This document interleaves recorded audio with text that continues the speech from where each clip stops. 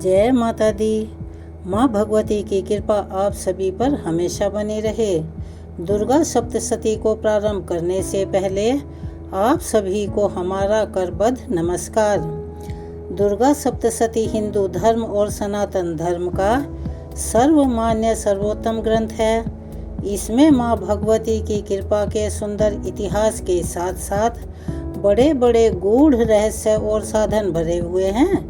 कर्म, भक्ति और ज्ञान की मंदाकिनी बहाने वाला यह ग्रंथ भक्तों के लिए वांछनीय कल्पतरु के समान है। कहने का तात्पर्य है कि वह सभी इच्छाएं पूर्ण करने वाला है। सकाम भक्त इसके सेवन से मनो इच्छित दुर्लभ कम वस्तु या स्थिति सहज ही प्राप्त कर लेते हैं और निष्काम भक्त परम दुर्लभ मोक्ष को पाकर कृतार्थ हो जाते हैं। राजा सूरत ने महर्षि मेधा से कहा था, महाराज आप उन्हीं भगवती परमेश्वरी की शरण ग्रहण कीजिए। वे आराधना से प्रसन्न होकर मनुष्यों को भोग, स्वर्ग और पुनरावर्तन प्रदान करती हैं। इसी परम पवित्र दुर्गा सप्तशती के अनुसार आराधना करके ऐश्वर्यकामी राजा सूरत ने अखंड साम्राज्य प्राप्त किया था तथा वैराग्यवान समाधि वैश्य ने दुर्लभ ज्ञान के द्वारा मोक्ष की प्राप्ति की थी। अब तक इस आशीर्वाद के रूप में ना जाने कितने भक्त अपना मनोरथ सफल बना चुके हैं। आज हम आपके सामने जगत जननी भगवती श्री दुर्गा जी की कृपा से वही सप्तशती हिंदी में प्रस्तुत कर रहे हैं। तो आइए हम प्रेम पूर्वक माँ देवी के चरणों में ध्यान लगाकर इस पवित्र सप्तशती का पाठ शुरू करते हैं। एक बार मेरे साथ प्यार से बोलिए, जयकारा शेरा वाली दा बोल सांचे दरबार की जय। ओम श्री दुम दुर्गाए नमः। श्री दुर्गा सप्तशती मेधा ऋषि का राजा सूरत और समाधि को भक्ति की महिमा बताते हुए मधु कैटभ वध का प्रसंग सुनाना प्रथम चरित्र के ब्रह्मा ऋषि महाकाली देवता गायत्री छंद हैं। नंदा शक्ति रक्तदंती का बीज अग्नि तत्व और ऋग्वेद स्वरूप हैं। श्री महाकाली देवता की प्रसन्नता के लिए प्रथम चरित्र के जप में विनियोग किया जाता है। भगवान विष्णु के सो जाने पर यानी चातुर्मास में मधु और कैटभ को मारने के लिए कमल से उत्पन्न ब्रह्मा जी ने जिनका स्तवन यानी स्तुति की थी, उन महाकाली देवी का मैं सेवन करता हूँ। वे अपने 10 हाथों में खड्ग, चक्र, गदा, बाण, धनुष, परिघ, शूल, सुंडी, मस्तक और शंख धारण करती हैं। उनके 3 नेत्र हैं। वे समस्त अंगों में दिव्य आभूषणों से विभूषित हैं। उनके शरीर की कांति नीलमणि के समान है तथा वे 10 मुख और 10 पैरों से युक्त हैं। ओम नमः चंडिकाय। मार्कंडेय जी बोले, सूर्य के पुत्र सावर्णी जो 8वें मनु कहे जाते हैं, उनकी उत्पत्ति की कथा विस्तार पूर्वक सुनाता हूँ, तुम ध्यान पूर्वक सुनो। सूर्य कुमार महाभगवदम के स्वामी हुए वही प्रसंग में सुनाने जा रहा हूँ। प्राचीन काल की बात है। स्वस्तिरीज अपने औरस पुत्रों की भांति धर्म पूर्वक पालन करते थे, तो भी उस समय कोला विध्वंस नाम के अक्षत्रिय उनके दुश्मन बन बैठे। राजा सूरत की दंडनीति बड़ी प्रबल थी। उनका शत्रुओं के साथ संग्राम हुआ। यद्यपि कोला विध्वंस संख्या में कम तो थे, तो भी राजा सूरत युद्ध में उनसे हार गए। तब वे युद्ध भूमि से अपने नगर को लौट आए और केवल अपने देश के राजा होकर रहने लगे। सारी पृथ्वी से अब उनका अधिकार समाप्त हो गया था, किंतु तो वहाँ भी उन प्रबल शत्रुओं ने उस समय महाभाग्य पर आक्रमण कर दिया। राजा का बल क्षीण हो गया था, इसीलिए उनके दुष्ट बलवान एवं दुरात्मा मंत्रियों ने वहाँ उनकी राजधानी में भी राजकीय सेना और खजाने को हथिया लिया। सूरत का प्रभुत्व नष्ट हो चुका था, इसीलिए वे शिकार खेलने के बहाने घोड़े पर सवार होकर वहां से अकेले ही एक घने जंगल में चले गए। वहां उन्होंने विप्र व मेधा मुनि का आश्रम देखा, जहां कितने ही हिंसक जीव अपनी स्वाभाविक हिंसावृत्ति को छोड़कर परम शांत भाव से रहा करते थे। मुनि के बहुत से शिष्य उस वन की शोभा को बढ़ा रहे थे। वहां जाने पर मुनि ने उनका सत्कार किया और वे उन मुनि श्रेष्ठ के आश्रम पर इधर उधर विचरते हुए कुछ काल तक वहां घूमते रहे। फिर ममता से आकृष्टचित होकर वहां इस प्रकार चिंता करने लगे, पूर्व काल में मेरे पूर्वजों ने जिसका पालन किया था वही नगर आज मुझसे रहित है। पता नहीं मेरे दुराचारी भृत्यगण यानी मेरे भ्रातागण धर्म पूर्वक रक्षा कर रहे हैं या नहीं। जो सदा मद की वर्षा करने वाला और शूरवीर था, वह मेरा प्रधान हाथी अब शत्रुओं के अधीन होकर ना जाने किन भोगों को भोगता होगा। जो लोग मेरी कृपा, धन और भोजन पाने से सदा मेरे पीछे पीछे चलते थे, वे निश्चय ही अब दूसरे राजाओं का अनुसरण करते होंगे। उन अपव्यय लोगों के द्वारा सदा खर्च होते रहने के कारण अति अंत कष्ट से जमा किया हुआ मेरा वह खजाना खाली हो जाएगा। वह तथा और भी कई बातें राजा सूरत निरंतर सोचते रहते थे। एक दिन उन्होंने वहां विप्रमेधा के आश्रम के निकट एक वैश्य को देखा और उससे पूछा, भाई तुम कौन हो और यहाँ पर तुम क्यों आए हो? अपना कारण तो बताओ, तुम क्यों शोक में डूबे हुए हो, अनमने से दिखाई देते हो? राजा सूरत का यह प्रेम पूर्वक कहा हुआ वचन सुनकर वैश्य विनीत भाव से उन्हें प्रणाम करके बोला, राजन, मैं धनाढ्य के कुल में उत्पन्न हुआ एक वैश्य हूँ। मेरा नाम समाधि है। मेरे ही परिवारजनों ने धन के लोभ में मुझे घर से बाहर निकाल दिया। मैं इस समय धन, स्त्री और पुत्रों से रहित हूँ। मेरे विश्वसनीय बंधुओं ने मेरा ही धन लेकर मुझे दूर कर दिया है। इसीलिए दुखी होकर मैं वन में चला आया हूँ। यहाँ रहकर मैं इस बात को नहीं जानता कि मेरे पुत्रों की, स्त्री की और स्वजनों की कुशल मंगल है या नहीं। इस समय घर में वे कुशल से रहते हैं या नहीं, या उन्हें कोई दुख दे रहे हैं। वे मेरे पुत्र कैसे हैं? क्या वे सदाचारी हैं अथवा दुराचारी हो गए हैं? राजा ने पूछा, जिन लोभी श्री पुत्र आदि ने धन के कारण तुम्हें घर से बेघर कर दिया, उनके प्रति तुम्हारे चित्त में इतना स्नेह बंधन क्यों है? तब समाधि वैश्य बोला, आप मेरे विषय में जैसी बात कह रहे हैं वह सब ठीक है, किंतु मैं क्या करूं?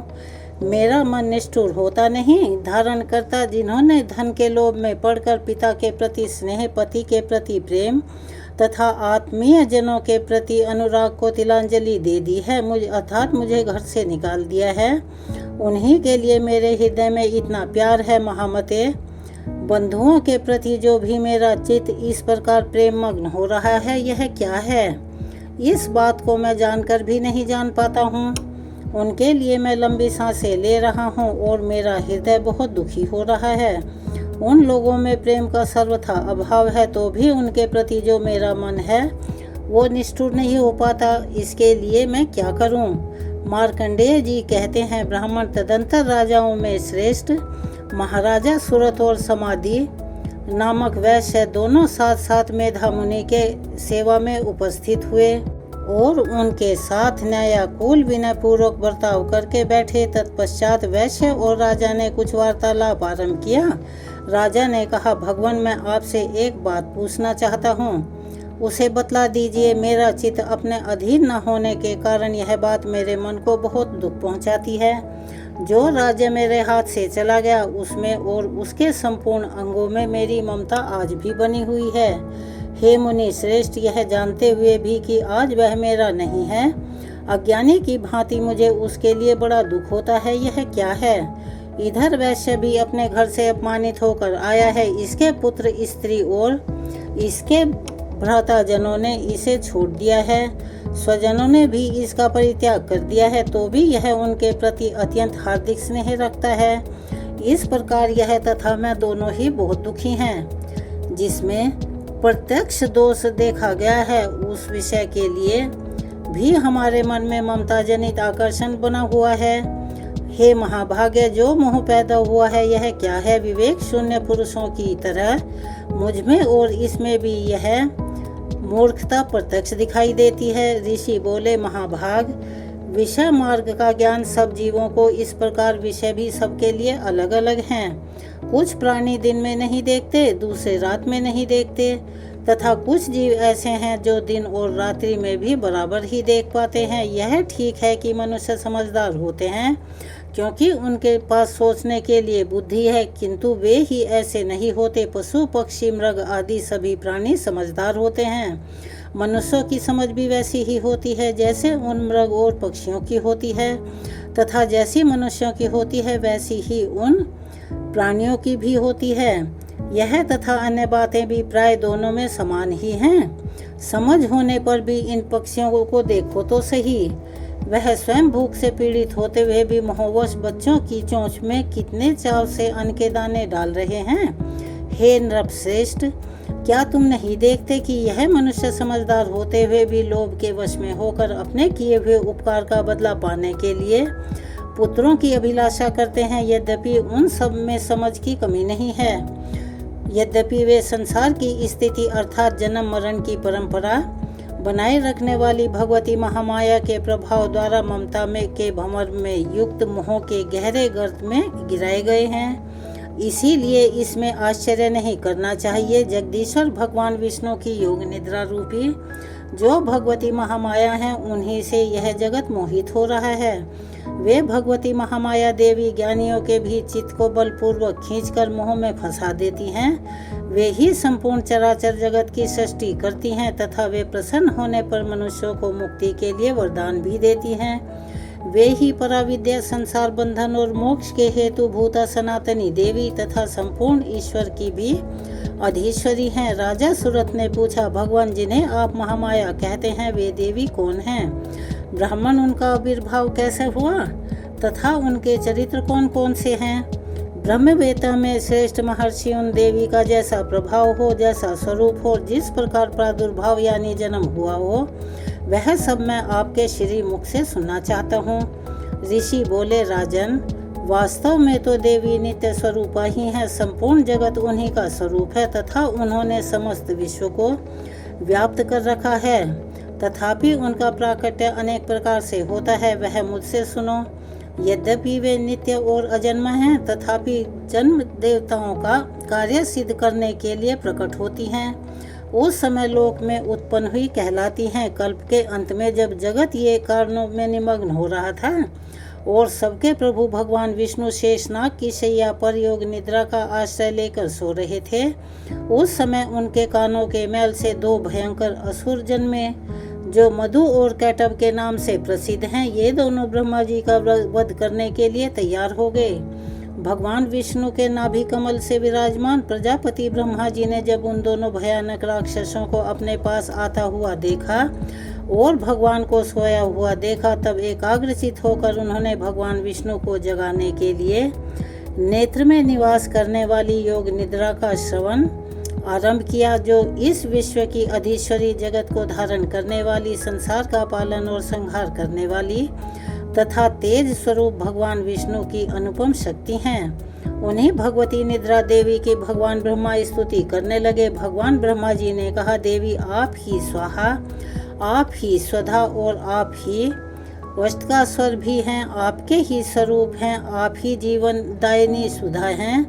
नित्य अक्षर प्रणव में अकार, उकार, मकार इन तीन मात्राओं के रूप में आप ही स्थित हैं तथा इन तीन मात्राओं के अतिरिक्त जो बिंदु रूपा नित्य अर्घ मात्रा हैं, जिनका विशेष रूप से उच्चारण नहीं किया जाता, वह भी आप ही हैं। देवी आप संध्या, सावित्री तथा परम जननी हैं। देवी आप ही इस विश्व ब्रह्मांड को धारण करती हैं। आपसे ही जगत की सृष्टि होती है, आप ही से इसका पालन होता है और सदा आप ही कल्प के अंत में सबको अपना ग्रास बना लेती हैं। हे जगन्मोहन काल की स्थिति रूपा हैं तथा कल्पा के समय संहार रूप धारण करने वाली हैं। आप महाविद्या, महामाया, महामेधा, महास्मृति, महामोह रूपा महादेवी और महाअसुर हैं। आप ही तीनों गुणों को उत्पन्न करने वाली सबकी प्रकृति हैं। भयंकर कालरात्रि, महारात्रि और मोहरात्रि भी आप ही हैं। आप ही श्री, आप ही ईश्वरी, आप ही रींग और आप ही बुद्ध स्वरूपा बुद्धि हैं। लज्जा, पुष्टि, तुष्टि, शांति और क्षमा भी आप ही हैं। आप खड़ग धारिणी, शूल धारिणी, घोर रूपा तथा गधा, चक्र, शंख और धनुष धारण करने वाली हैं। बाण, भुषुंडी और परिग यह भी आपके ही अस्त्र हैं। आप सौम्य और सौम्यतर हैं। इतना ही नहीं, जितने भी सौम्य एवं सुंदर पदार्थ हैं, उन सब की अपेक्षा आप अत्यधिक सुंदर हैं। परा और अपरा सबसे परे रहने वाली परमेश्वरी भी आप ही हैं। सर्वस्वरूपे देवी, कहीं भी सत असत्य रूप से जो कुछ वस्तुएं हैं और उन सब की जो शक्ति है वे आप ही हैं। ऐसी अवस्था में आपकी स्तुति क्या हो सकती है? जो इस जगत की सृष्टि और संहार करते हैं, उन भगवान को भी जब आपने निद्रा के अधीन कर दिया है, तब आपकी स्तुति करने में यहाँ कौन समर्थ हो सकता है? मुझको, भगवान शंकर को तथा भगवान विष्णु को भी आपने ही शरीर धारण करवाया है, अतः आपकी स्तुति करने की शक्ति किसमें है? देवी, आप तो अपने इन उदार प्रभावों से ही प्रशंसक हैं। यह जो दोनों दुर्धर असुर मधु और कैटब हैं, इनको मुंह में डाल लीजिए और जगदीश्वर भगवान विष्णु को शीघ्र ही जगा दीजिए। साथ ही इनके भीतर इन दोनों महान असुरों को मार डालने की बुद्धि उत्पन्न कर दीजिए। मेधा ऋषि कहते हैं, राजन, जब ब्रह्मा जी ने वहां मधु और कैटब को मारने के उद्देश्य से भगवान विष्णु को जगाने के लिए तमोगुण की अधिष्ठात्री देवी योग निद्रा की इस प्रकार स्तुति की, तब वे भगवान के नेत्र, मुख, नासिका, बाहु, हृदय और वक्ष स्थल से निकलकर अव्यक्त जन्मा ब्रह्मा जी की दृष्टि के सामने खड़ी हो गई। योग निद्रा से मुक्त होने पर जगत के स्वामी भगवान जनार्दन उस कारणों के जल में शेषनाग की शैया से जाग उठे। फिर उन्होंने उन दोनों असुरों को देखा। वे दुरात्मा मधु और कैटब अत्यंत बलवान तथा पराक्रमी थे और क्रोध से लाल आंखें किए ब्रह्मा जी को खा जाने के लिए प्रयत्न कर रहे थे। तब भगवान श्री हरि ने उठकर उन दोनों के साथ 5000 वर्षों तक केवल बाहु युद्ध किया। वे दोनों भी अत्यंत बलशाली थे और बल होने के कारण उन्मत्त हो रहे थे। वे इधर महामाया ने भी उन्हें मुंह में डाल रखा था। इसीलिए वे भगवान विष्णु से कहने लगे, हम तुम्हारी वीरता से संतुष्ट हैं, तुम हम लोगों से कोई वर मांगो। श्री भगवान बोले, यदि तुम दोनों मुझ पर प्रसन्न हो तो अब मेरे हाथ से मारे जाओ। बस इतना सा ही मैंने वर मांगा है, यहाँ दूसरे किसी वर से क्या लेना है। मेधा ऋषि कहते हैं, इस प्रकार धोखे में आ जाने पर जब उन्होंने पूर्ण जगत के में जल ही जल देखा, तब कमल नयन भगवान से कहा, जहाँ पृथ्वी जल में डूबी हुई न हो, जहाँ सूखा स्थान हो, वहीं हमारा वध करो। मेधा ऋषि आगे कहते हैं, तब तथास्तु कहकर शंख चक्र और गदा धारण करने वाले भगवान ने उन दोनों के मस्तक अपनी जांघ पर रखकर चक्र से काट दिए। इस प्रकार यह देवी महामाया ब्रह्मा जी की स्तुति करने पर स्वयं प्रकट हुई थी। अब पुनः तुमसे इनके प्रभाव का वर्णन करता हूँ, ध्यान से सुनो। इस प्रकार श्री मार्कंडेय पुराण में सावक मनवंतर की कथा के अंतर्गत देवी महात्म्य में मधु कैटब वध नामक पहला अध्याय यहाँ पर पूरा होता है। चलिए एक बार प्यार से बोलिए, दुर्गा माता की जय, माँ दुर्गा की जय। दुर्गा सप्तशती का दूसरा अध्याय शुरू होता है। देवताओं के तेज से देवी का प्रादुर्भाव और महिषासुर की सेना का वध। मध्यम चरित्र के विष्णु ऋषि महालक्ष्मी देवता उष्णक छंद शाकंभरी देव शक्ति दुर्गा बीज वायु तत्व और यजुर्वेद स्वरूप हैं। श्री महालक्ष्मी की प्रसन्नता के लिए मध्यम चरित्र के पाठ में इसका विनियोग है। मैं कमल के आसन पर बैठी हुई प्रसन्न मुख वाली महिषासुर मर्दनी भगवती महालक्ष्मी का भजन करता हूँ, जो अपने हाथों से अक्षमाला, फरसा, गदा, बाण, वज्र, पद्म, धनुष, कुंडियाँ, दंड, शक्ति, खड़ग, ढाल, शंख, घंटा, मधु, पात्र, शूल, पाश और चक्र धारण करती हैं। ऋषि मेधा कहते हैं, पूर्व काल में देवताओं और असुरों में पूरे 100 वर्षों तक बड़ा ही घमासान युद्ध हुआ। उसमें असुरों का स्वामी महिषासुर था और देवताओं के नायक इंद्र थे। उस युद्ध में देवताओं की सेना महाबली असुर से परास्त हो गई। संपूर्ण देवताओं को जीतकर महिषासुर इंद्र बन बैठा। तब पराजित देवता प्रजापति ब्रह्मा जी को आगे करके उस स्थान पर गए जहाँ भगवान शंकर और भगवान विष्णु विराजमान थे। देवताओं ने महिषासुर के पराक्रम तथा अपनी पराजय का यथावत वृतांत उन दोनों देवेश्वर से विस्तार पूर्वक कह सुनाया। वे बोले, भगवान, महिषासुर सूर्य, इंद्र, अग्नि, वायु, चंद्रमा, यम, वरुण तथा अन्य देवताओं के भी अधिकारों को छीनकर स्वयं ही सबका अधिष्ठाता बन बैठा है। उस दुरात्मा महिष ने समस्त देवताओं को स्वर्ग से बाहर कर दिया है। अब वे मनुष्यों की भांति पृथ्वी पर इधर उधर विचरण करते फिर रहे हैं। दैत्यों की यह सारी करतूत हमने आप लोगों से कह सुनाई। अब हम आपकी ही शरण में आए हैं, उसके वध का कोई उपाय सोचिए। इस प्रकार देवताओं के वचन सुनकर भगवान विष्णु और भगवान महेश्वर शिव ने दैत्यों पर बड़ा क्रोध किया। उनकी भौहें तन गई और मुंह टेढ़ा हो गया। तब अत्यंत कोप में भरे हुए चक्रपाणी भगवान विष्णु के मुख से एक महान तेज प्रकट हुआ।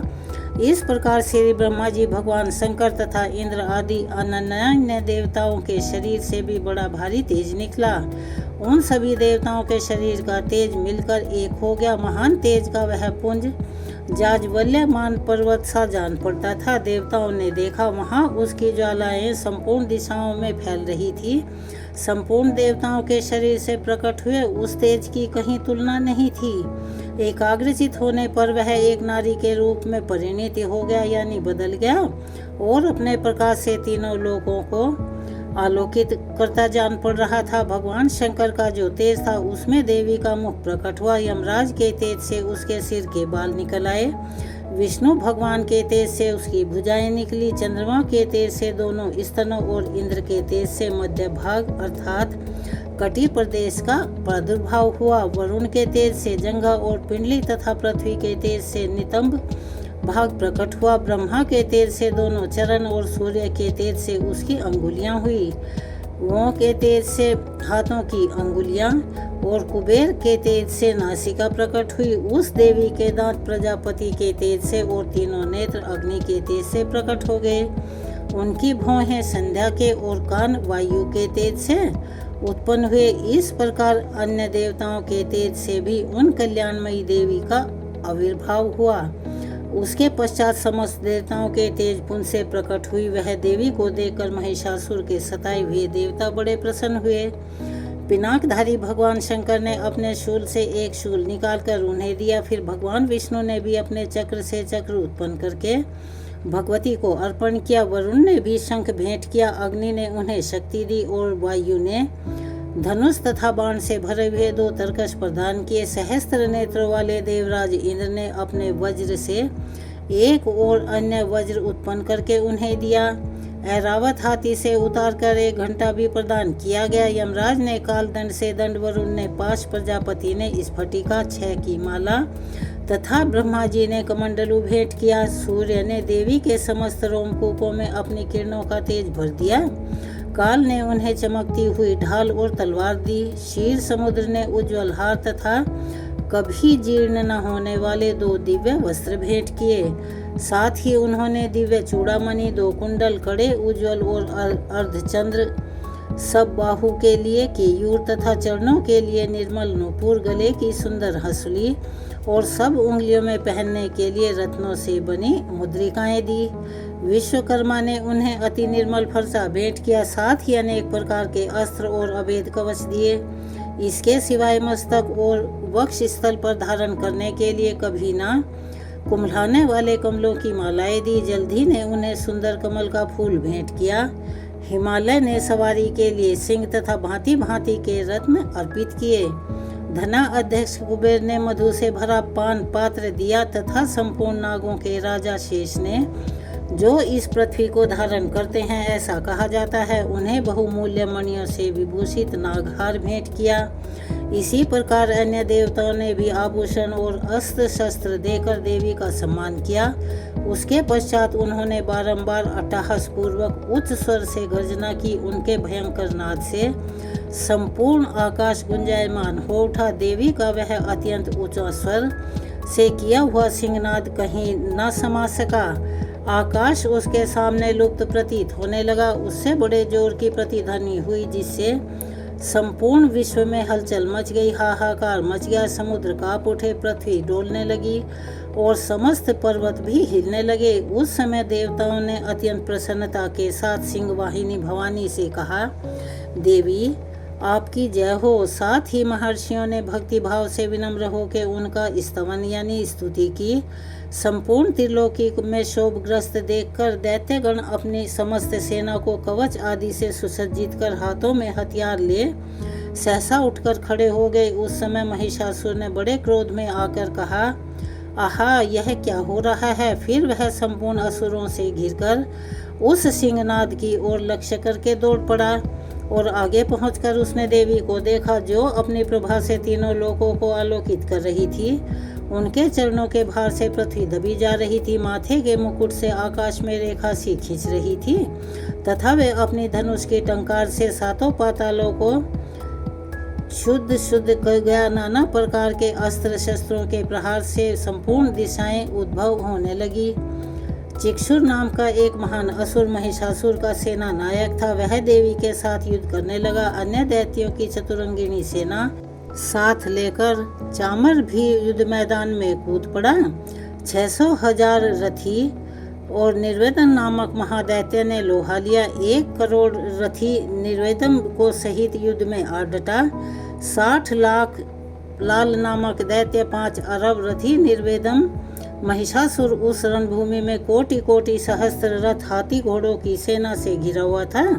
वह दैत्य देवी के सामने तोमर, बिंदी, पाल, शक्ति, मूसल, खड़ग, परशु और पट्टिस आदि अस्त्रों शस्त्रों का प्रहार करते हुए युद्ध कर रहे थे। कुछ दैत्यों ने उन पर शक्ति का प्रहार किया, कुछ लोगों ने पाश फेंके तथा कुछ दूसरे दैत्यों ने खड़ग प्रहार करके देवी को मार डालने का प्रयत्न किया। देवी ने भी क्रोध में भरकर खेल में अपने अस्त्र शस्त्रों की वर्षा करके दैत्यों के वे सारे के सारे अस्त्र शस्त्र काट डाले।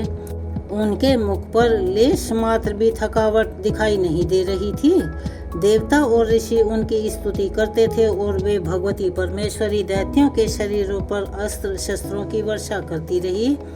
नहीं, देवी का वाहन सिंह भी क्रोध में भरकर गर्दन के बालों को हिलाता हुआ असुरों की सेना में इस प्रकार विचरने लगा मानो वनों में दावानल फैल रहा हो। रणभूमि में दैत्यों के साथ युद्ध करती हुई अंबिका देवी ने जितने निश्वास छोड़े सैकड़ों हजारों गणों के रूप में प्रकट हो गए और परशु, भिंदी, खड़ग तथा पट्टिस आदि अस्त्रों के द्वारा असुरों का सामना करने लगे।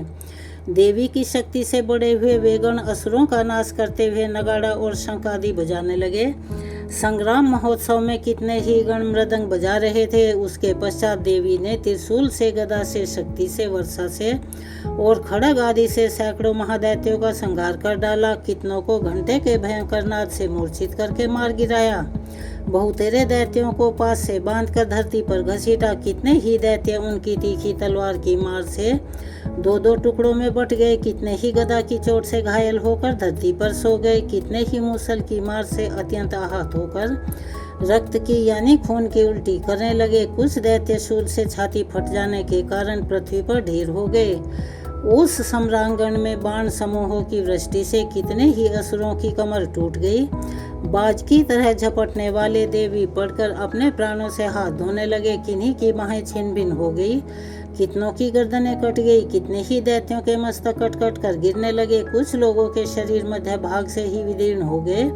कितने ही महादैत्य जांघें कट जाने से पृथ्वी पर गिर पड़े। कितनों को ही देवी ने एक बाह, एक पैर और एक नेत्र वाले करके 2 टुकड़ों में चीर डाला।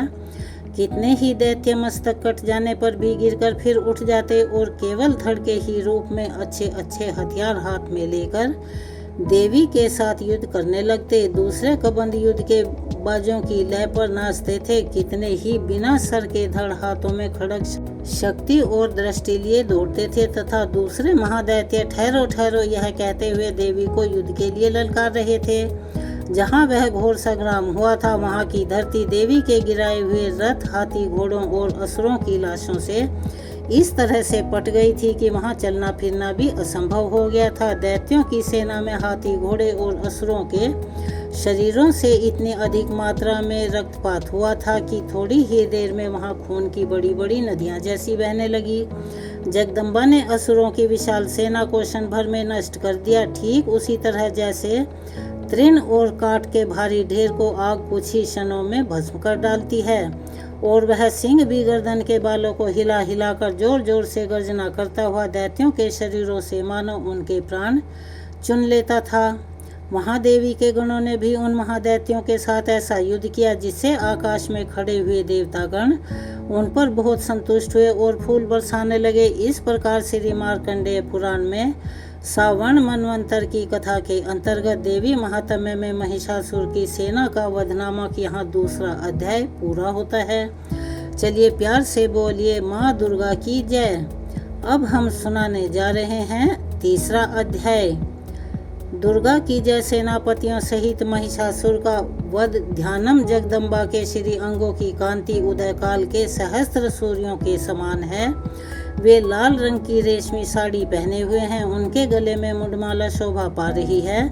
दोनों स्तनों पर रक्त चंदन का लेप लगा है। वे अपने कर कमलों में जपमालिका, विद्या और अभय तथा वर नामक मुद्राएं धारण किए हुए हैं। 3 नेत्रों से सुशोभित मुखार बिंद की बड़ी शोभा हो रही है। उनके मस्तक पर चंद्रमा के साथ ही रत्न जड़ित मुकुट बंधा है तथा वे कमल के आसन पर विराजमान हैं। ऐसी देवी को मैं भक्ति पूर्वक प्रणाम करता हूँ। ऋषि कहते हैं, दैत्यों की सेना को इस प्रकार तहस नहस होते देख महादैत्य सेनापति चिक्षुर क्रोध में भरकर अंबिका देवी से युद्ध करने के लिए आगे बढ़ा।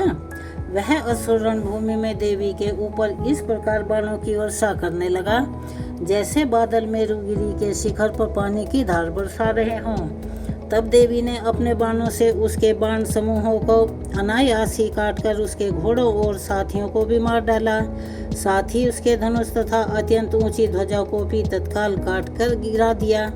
धनुष कट जाने पर उसके अंगों को अपने बाणों से बींध डाला। धनुष, रथ, घोड़े और सारथी के नष्ट हो जाने पर वह असुर ढाल और तलवार लेकर देवी की ओर दौड़ा। उसने तीखी धार वाली तलवार से सिंह के मस्तक पर चोट करके देवी की भी बाईं भुजा में बड़े खड़ग से प्रहार किया। राजन देवी की वहां पर पहुंचते ही वह तलवार टूट गई और क्रोध से लाल आंखें करके उस राक्षस ने शूल हाथ में लिया और उसे उस महादैत्य ने भगवती भद्रकाली के ऊपर चलाया। वह शूल आकाश से गिरते हुए सूर्य मंडल की भांति अपने तेज से प्रज्वलित हो उठा। उस शूल को अपनी ओर आते देखा देवी ने भी शूल का प्रहार किया। उससे राक्षस के शूल के सैकड़ों टुकड़े हो गए। साथ ही महायुद्ध चिक्षुर की भी धज्जियां उड़ गई। वह प्राणों से हाथ धो बैठा। महिषासुर के सेनापति उस पराक्रमी चिक्षुर के मारे जाने पर देवताओं को पीड़ा देने वाला चामर हाथी पर चढ़कर आया। उसने भी देवी के ऊपर शक्ति का प्रहार किया, किंतु जगदम्बा ने उसे अपनी हुंकार मात्र से ही आहत एवं निष्प्राण करके तत्काल पृथ्वी पर गिरा दिया। शक्ति टूटकर गिरी हुई देखकर चामर को बड़ा क्रोध हुआ। अब उसने शूल चलाया, किंतु देवी ने उसे भी अपने बाणों के द्वारा काट डाला। इतने में ही देवी का सिंह उछल उछल कर हाथी के मस्तक पर चढ़ गया और उस दैत्य के साथ खूब जोर लगाकर बाहुयुद्ध करने लगा। वे दोनों लड़ते लड़ते हाथी से पृथ्वी पर आ गए और अत्यंत क्रोध में भरकर एक दूसरे पर बड़े भयंकर प्रहार करते हुए लड़ने लगे।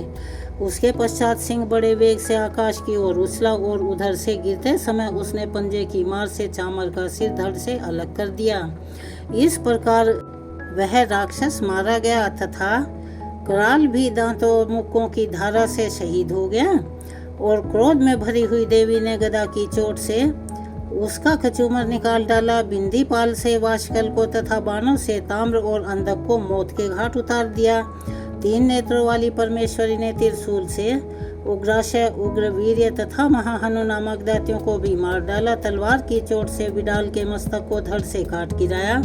दुर्धरा और दुर्मुख इन दोनों को भी अपने बाणों से यमलोक भेज दिया। इस प्रकार अपनी सेना का संहार होते हुए देख महिषासुर ने भैंसे का रूप धारण करके देवी के गणों को त्रास देना आरंभ किया कि किन्हीं को थूतन से मारकर, किन्हीं के ऊपर खुर का प्रहार करके, किन्हीं के ऊपर पूंछ से चोट पहुंचाकर, कुछ को सिंह ने विदीर्ण करके, कुछ गणों को वेग से, किन्हीं को सिंहनाद से, कुछ को चक्कर देकर और कितनों को निश्वास वायु के झोंके से धाराशाही कर दिया। इस प्रकार गणों की सेना को गिराकर वह असुर महादेवी के सिंह को मारने के लिए झपटा। इससे जगदम्बा को बड़ा गुस्सा आया। उधर महापराक्रमी महिषासुर भी क्रोध में भरकर धरती को खुर से खोदने लगा तथा अपनी सींग से ऊंचे ऊंचे पर्वतों को उठाकर फेंकने लगा और गरजने लगा। उसके वेग से चक्कर देने के कारण पृथ्वी क्षुब्ध होकर फटने लगी। उसकी पूंछ से टकराकर समुद्र सब और धरती को डुबोने लगा। हिलते हुए सींगों के आघात से विदीर्ण होकर बादलों के टुकड़े टुकड़े हो गए। उसकी श्वास की प्रचंड वायु के वेग से उड़े हुए सैकड़ों पर्वत आकाश से गिरने लगे। इस प्रकार क्रोध में भरे हुए उस महादैत्य को अपनी ओर आते देखकर चंडी ने उसका वध करने के लिए महान क्रोध किया। उन्होंने पाश फेंककर उस महान असुर को बांध लिया उस संग्राम में बन जाने पर उसने भैंसे का रूप त्याग दिया और तत्काल सिंह के रूप में प्रकट हो गया। उस अवस्था में जगदम्बा ही उसका मस्तक काटने के लिए उद्यत हुई। क्योंकि वह खड्गधारी पुरुष के रूप में दिखाई देने लगा था, तब देवी ने तुरंत ही बाणों की वर्षा करके ढाल और तलवार के साथ उस पुरुष को भी बींध डाला। इतने में ही वह महान गजराज के रूप में बदल गया तथा अपनी सूंड से देवी के विशाल सिंह को खींचने लगा और गरजने लगा। खींचते समय देवी ने तलवार से उसकी सूंड ही काट डाली। तब उस महादैत्य ने पुनः भैंसे का शरीर धारण कर लिया और पहले की ही भांति चराचर प्राणियों सहित तीनों लोगों को बेचैन करने लगा। तब क्रोध में भरी हुई जगत जननी माँ चंडिका बारंबार उत्तम मधु का पान करके और लाल आंखें करके हंसने लगी। उधर वह बल और पराक्रम के मद से उन्मत्त हुआ राक्षस गरजने लगा और अपनी सींगों से जगदम्बा के ऊपर पर्वतों को फेंकने लगा। उस समय देवी अपने बाणों के समूहों से उसके फेंके हुए पर्वतों को चूर्ण करती हुई बोली। बोलते समय उनका मुख मधु के मद से लाल हो रहा था और वाणी लड़खड़ा रही थी। माँ देवी ने कहा, अरे मूढ़, जब तक मैं मधु पीती हूँ तब तक तू क्षण भर के लिए खूब गरज ले।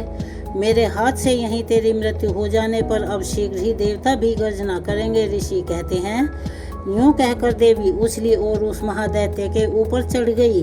फिर अपने पैरों से उसे दबाकर उन्होंने शूल से उसके कंठ में आघात किया।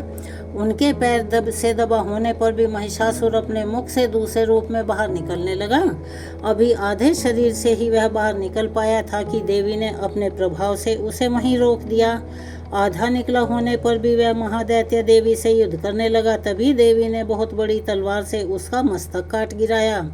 फिर तो हाहाकार करती हुई दैत्यों की सारी सेना वहां से भाग खड़ी हुई तथा संपूर्ण देवता अति प्रसन्न हो गए। देवताओं ने दिव्य महर्षियों के साथ दुर्गा देवी की स्तुति की। गंधर्व राज गाने लगे तथा अप्सराएं नृत्य करने लगी। इस प्रकार श्री मार्कंडेय में महिषासुर वध नामक तीसरा अध्याय वहाँ पर पूर्ण होता है। चलिए एक बार प्रेम से बोलिए, माँ दुर्गा की जय। श्री दुर्गा सप्तशती चतुर्थ अध्याय यहाँ शुरू होता है। इंद्र देव द्वारा देवी की स्तुति। सिद्धि की इच्छा रखने वाले पुरुष जिनकी सेवा करते हैं तथा देवता जिन्हें सब ओर से घेरे रहते हैं, उन जया नाम वाली दुर्गा देवी का ध्यान करें। उनके श्री अंगों की आभा काले मेघ के समान श्याम है। वे अपनी कटाक्ष से शत्रु समूह को भय प्रदान करती हैं। उनके मस्तक पर आबद्ध चंद्रमा की रेखा शोभायमान रहती है। ये अपने हाथों में शंख, चक्र, कृपाण और त्रिशूल धारण करती हैं। उनके 3 नेत्र हैं। वे सिंह के कंधे पर चढ़ी हुई हैं और अपने तेज से तीनों लोगों को परिपूर्ण कर रही हैं। ऋषि कहते हैं, अत्यंत पराक्रमी दुरात्मा महिषासुर तथा उसकी दैत्य सेना देवी के हाथ से मारे जाने पर इंद्र आदि देवता प्रणाम के लिए गर्दन तथा कंधे झुकाकर उन भगवती दुर्गा का उत्तम वचनों द्वारा स्तवन करने लगे। उस समय उनके सुंदर अंगों में अत्यंत हर्ष के कारण रोमांच हो आया था। देवता बोले, संपूर्ण देवताओं की शक्ति का समुदाय ही जिनका स्वरूप है तथा जिन देवी ने अपनी शक्ति से संपूर्ण जगत को व्याप्त कर रखा है, समस्त देवताओं और महर्षियों की पूजनीय उन जगदम्बा को हम सभी भक्ति पूर्वक नमस्कार करते हैं। वे हम लोगों का कल्याण करें। जिनके अनुपम प्रभाव और बल का वर्णन करने में भगवान शेषनाग, ब्रह्मा जी तथा महादेव जी भी समर्थ नहीं हैं।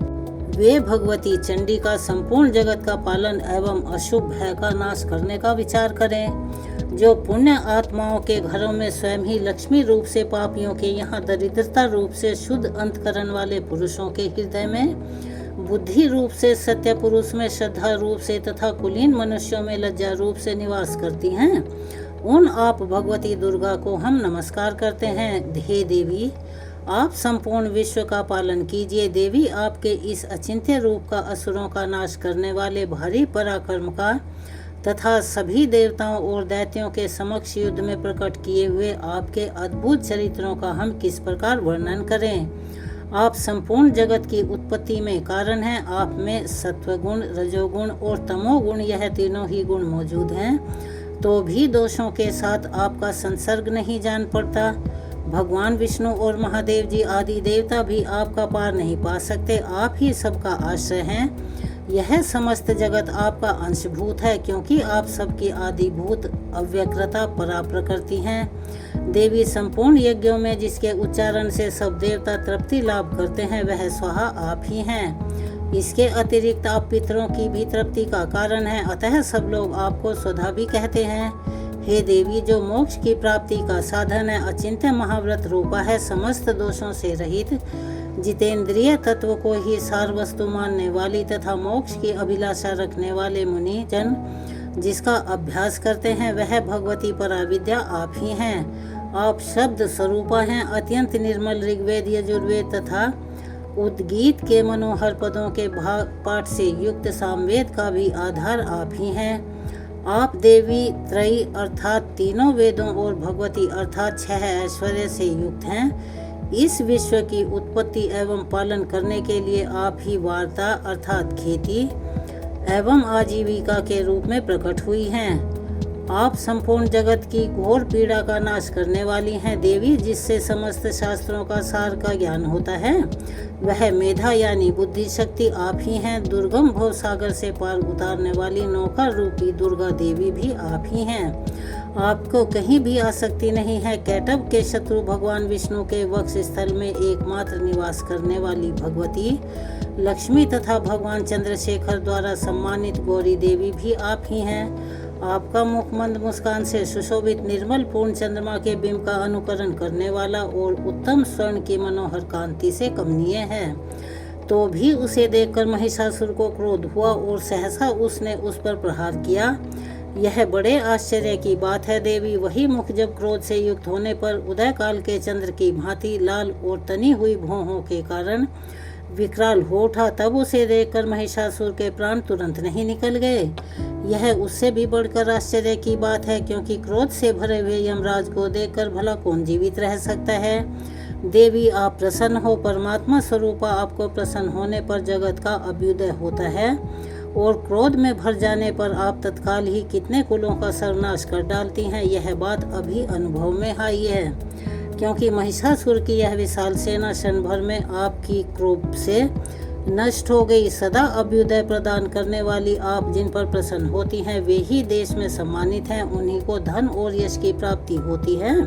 उनका धर्म कभी भी नष्ट नहीं होता तथा वे ही अपने हष्टपुष्ट स्त्री पुत्र और भ्राता गणों के साथ धन्य माने जाते हैं। देवी, आपकी ही कृपा से पुण्यात्मा पुरुष प्रतिदिन अत्यंत श्रद्धा पूर्वक सदा सब प्रकार के धर्मानुसार आपका स्मरण करने पर प्राणियों का भय हर लेती हैं और स्वस्थ पुरुषों द्वारा चिंतन करने पर उन्हें परम कल्याणमयी बुद्धि प्रदान करती हैं। दुख दरिद्रता और भय हरने वाली देवी, आपके सिवाय दूसरी कौन हो सकती है जिसका चित्त सब का उपकार करने के लिए सदा ही दर्याद्र रहता हो।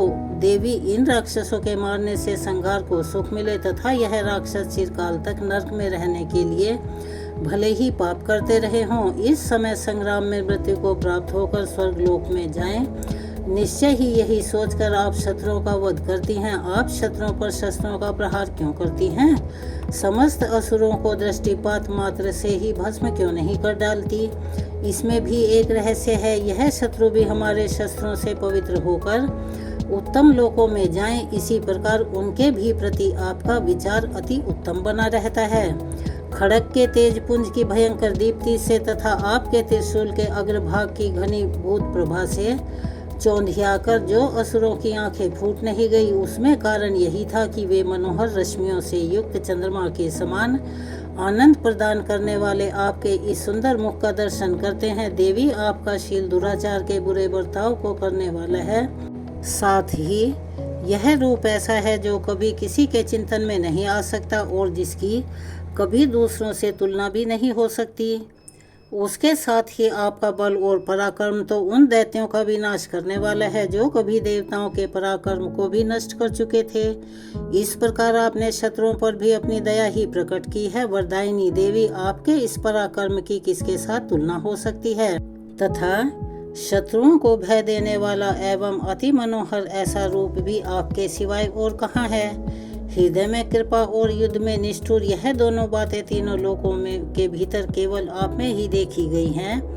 हे माता, आपने शत्रुओं का नाश करके इस समस्त त्रिलोकी की रक्षा की है। उन शत्रुओं को भी युद्ध भूमि में मारकर स्वर्गलोक में पहुंचाया है। तथा उन मद दैत्यों से प्राप्त होने वाले लोगों के भयों को भी दूर किया है। आपको हमारा नमस्कार है।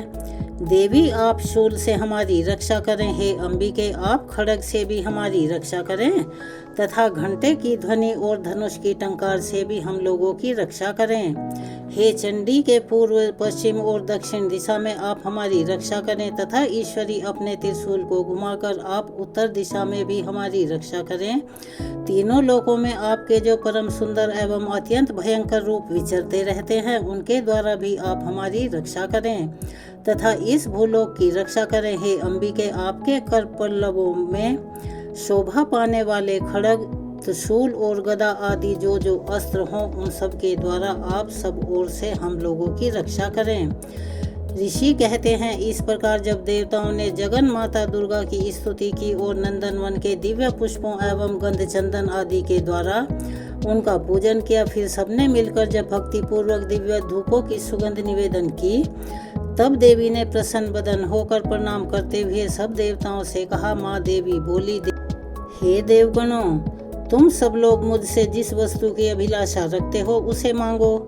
देवता बोले, भगवती ने हमारी सब इच्छाएं पूर्ण कर दी, अब कुछ भी बाकी नहीं है, क्योंकि हमारा यह शत्रु महिषासुर मारा गया। महेश्वरी, इतने पर भी यदि आप हमें और वर देना चाहती हैं तो हम जब जब आपका स्मरण करें तब तब आप दर्शन देकर हम लोगों के महान संकटों को दूर करें तथा प्रसन्न मुखी अंबिका, जो मनुष्य इन वस्त्रों के द्वारा आपकी स्तुति करें, उसे वित्त, समृद्धि और वैभव देने के साथ साथ ही उनकी धन और स्त्री आदि संपत्ति को भी बढ़ाने के लिए सदा आप हम पर प्रसन्न रहें। ऋषि कहते हैं, राजन, देवताओं ने जब अपने साथ जगत के कल्याण के लिए भद्रकाली देवी को इस प्रकार प्रसन्न किया, तब वे तथास्तु कहकर वहीं पर अंतर्ध्यान हो गई। भूपाल, इस प्रकार पूर्व काल में तीनों लोकों का हित करने वाली देवी जिस प्रकार देवताओं के शरीरों से प्रकट हुई थी, वह सब कथा मैंने कह सुनाई। अब पुनः देवताओं का उपकार करने वाली वे देवी दुष्ट दैत्यों तथा शुंभ निशुंभ का वध करने के लिए एवं सब लोगों की रक्षा करने के लिए गौरी देवी के शरीर से जिस प्रकार प्रकट हुई थी, वह सब प्रसंग मेरे मुख से सुनो। मैं उसका तुमसे यथावत वर्णन करता हूँ। इस प्रकार श्री मार्कंडेय पुराण में सावर्ण मनवंतर की कथा के अंतर्गत देवी महात्म्य में चौथा अध्याय यहाँ पर पूर्ण हुआ। चलिए एक बार प्रेम से बोलिए, दुर्गा माता की जय। दुर्गा सप्तशती का 5वां अध्याय हम शुरू करने जा रहे हैं। इसमें चंड मुंड के मुख से अंबिका के रूप की प्रशंसा सुनकर शुंभ का उनके पास दूत भेजना और दूत का निराश होकर लौटना विनियोग। ओम इस प्रकार उत्तर चरित्र के रुद्र ऋषि हैं, महासरस्वती देवता हैं, अनुष्टुप छंद हैं, भीमा शक्ति है, ब्राह्मणी बीज है, सूर्य तत्व हैं और साम वेद स्वरूप हैं। हे महासरस्वती की प्रसन्नता के लिए उत्तर चरित्र के पाठ में इसका विनियोग किया जाता है। ध्यानम, जो अपने कर कमलों से घंटा, शूल, हल, शंख, मूसल, चक्र, धनुष और बाण धारण करती हैं। शरद ऋतु के शोभा संपन्न चंद्रमा के समान जिनकी मनोहर कांति है, जो तीनों लोकों की आधारभूता और शुंभ आदि दैत्यों का नाश करने वाली हैं, तथा गौरी के शरीर से जिनका प्राकट्य हुआ है, उन महासरस्वती देवी को मैं निरंतर भजन करता हूँ। ऋषि कहते हैं, पूर्व काल में शुंभ और निशुंभ नामक असुरों ने अपने बल के घमंड में आकर शचीपति इंद्र के हाथ से तीनों लोकों का राज्य और यज्ञ भाग छीन लिए थे। इतने ही दोनों सूर्य, चंद्रमा, कुबेर, यम और वरुण के अधिकार का भी उपयोग करने लगे थे। वायु और अग्नि का भी कार्य वे ही करने लगे थे।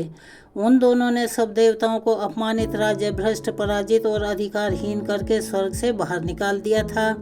उन दोनों महान असुरों से तिरस्कृत देवताओं ने अपराजिता देवी का स्मरण किया और सोचा, जगदम्बा ने हम लोगों को वर दिया था कि आपत्ति काल में स्मरण करने पर मैं तुम्हारी सब आपत्तियों का तत्काल नाश कर दूंगी। यह विचार कर देवता गिरिराज हिमालय के घर गए और वहां भगवती विष्णु माया की स्तुति करने लगे।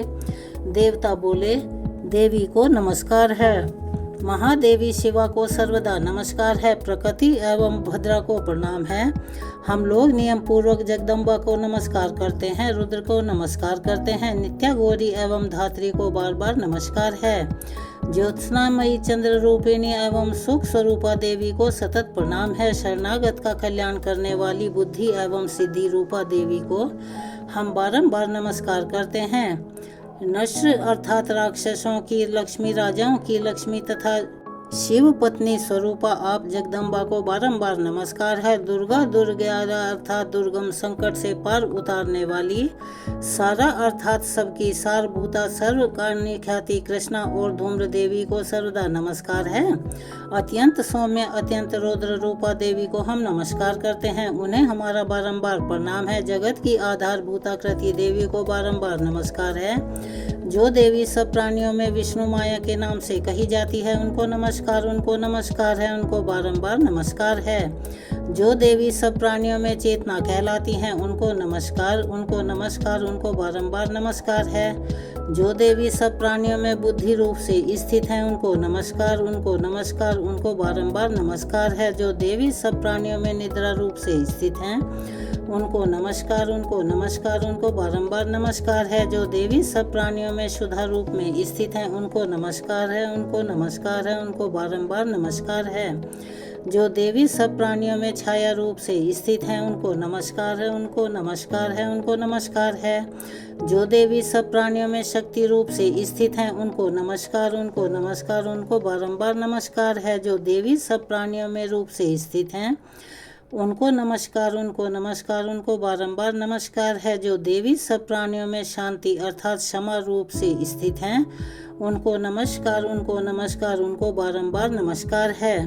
जो देवी सब प्राणियों में जाति रूप से स्थित हैं उनको नमस्कार, उनको नमस्कार, उनको बारंबार नमस्कार है। जो देवी सब प्राणियों में लज्जा रूप में स्थित हैं उनको नमस्कार, उनको नमस्कार, उनको बारंबार नमस्कार है। जो देवी सब प्राणियों में शांति रूप से स्थित हैं उनको नमस्कार, उनको नमस्कार, उनको बारंबार नमस्कार है। जो देवी सब प्राणियों में श्रद्धा रूप से स्थित हैं उनको नमस्कार, उनको नमस्कार, उनको बारंबार नमस्कार है। जो देवी सब प्राणियों में कांति रूप से स्थित हैं उनको नमस्कार, उनको नमस्कार, उनको बारंबार नमस्कार है।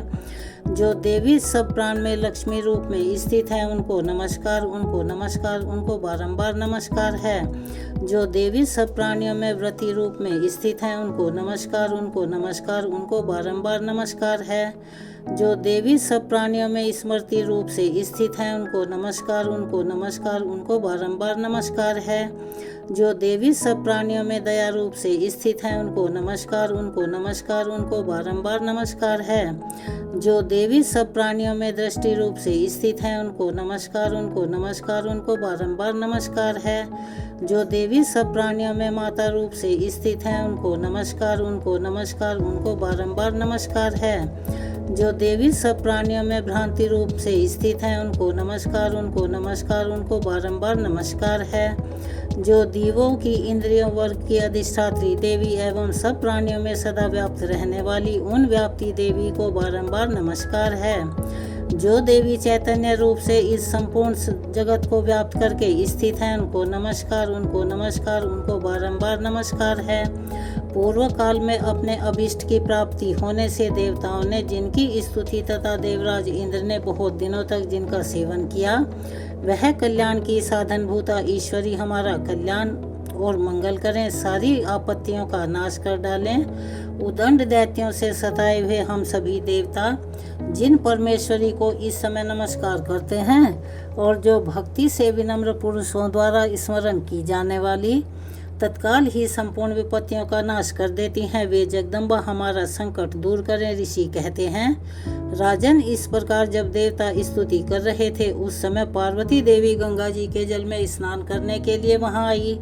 उन सुंदर हो वाली भगवती ने देवताओं से पूछा, आप लोग यहाँ किसकी स्तुति करते हैं? तब उन्हीं के शरीर से प्रकट हुई शिवा देवी बोली, शुंभ दैत्य से तिरस्कृत और युद्ध में निशुंभ से पराजित हो यहाँ एकत्रित हुए यह समस्त देवता मेरी ही स्तुति कर रहे हैं।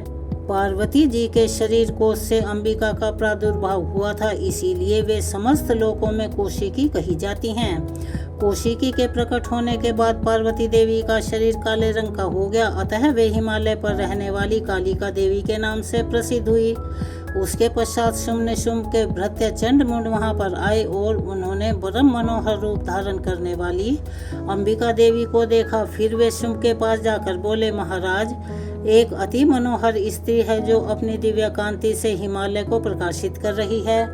वैसा उत्तम रूप कहीं किसी ने भी नहीं देखा होगा। असुरेश्वर, पता लगाइए वह देवी कौन है और उसे ले लीजिए। स्त्रियों में तो वह रत्न है। उसका प्रत्येक अंग बहुत ही सुंदर तथा वह अपने श्रीअंगों की प्रभा से संपूर्ण दिशाओं में प्रकाश फैला रही है।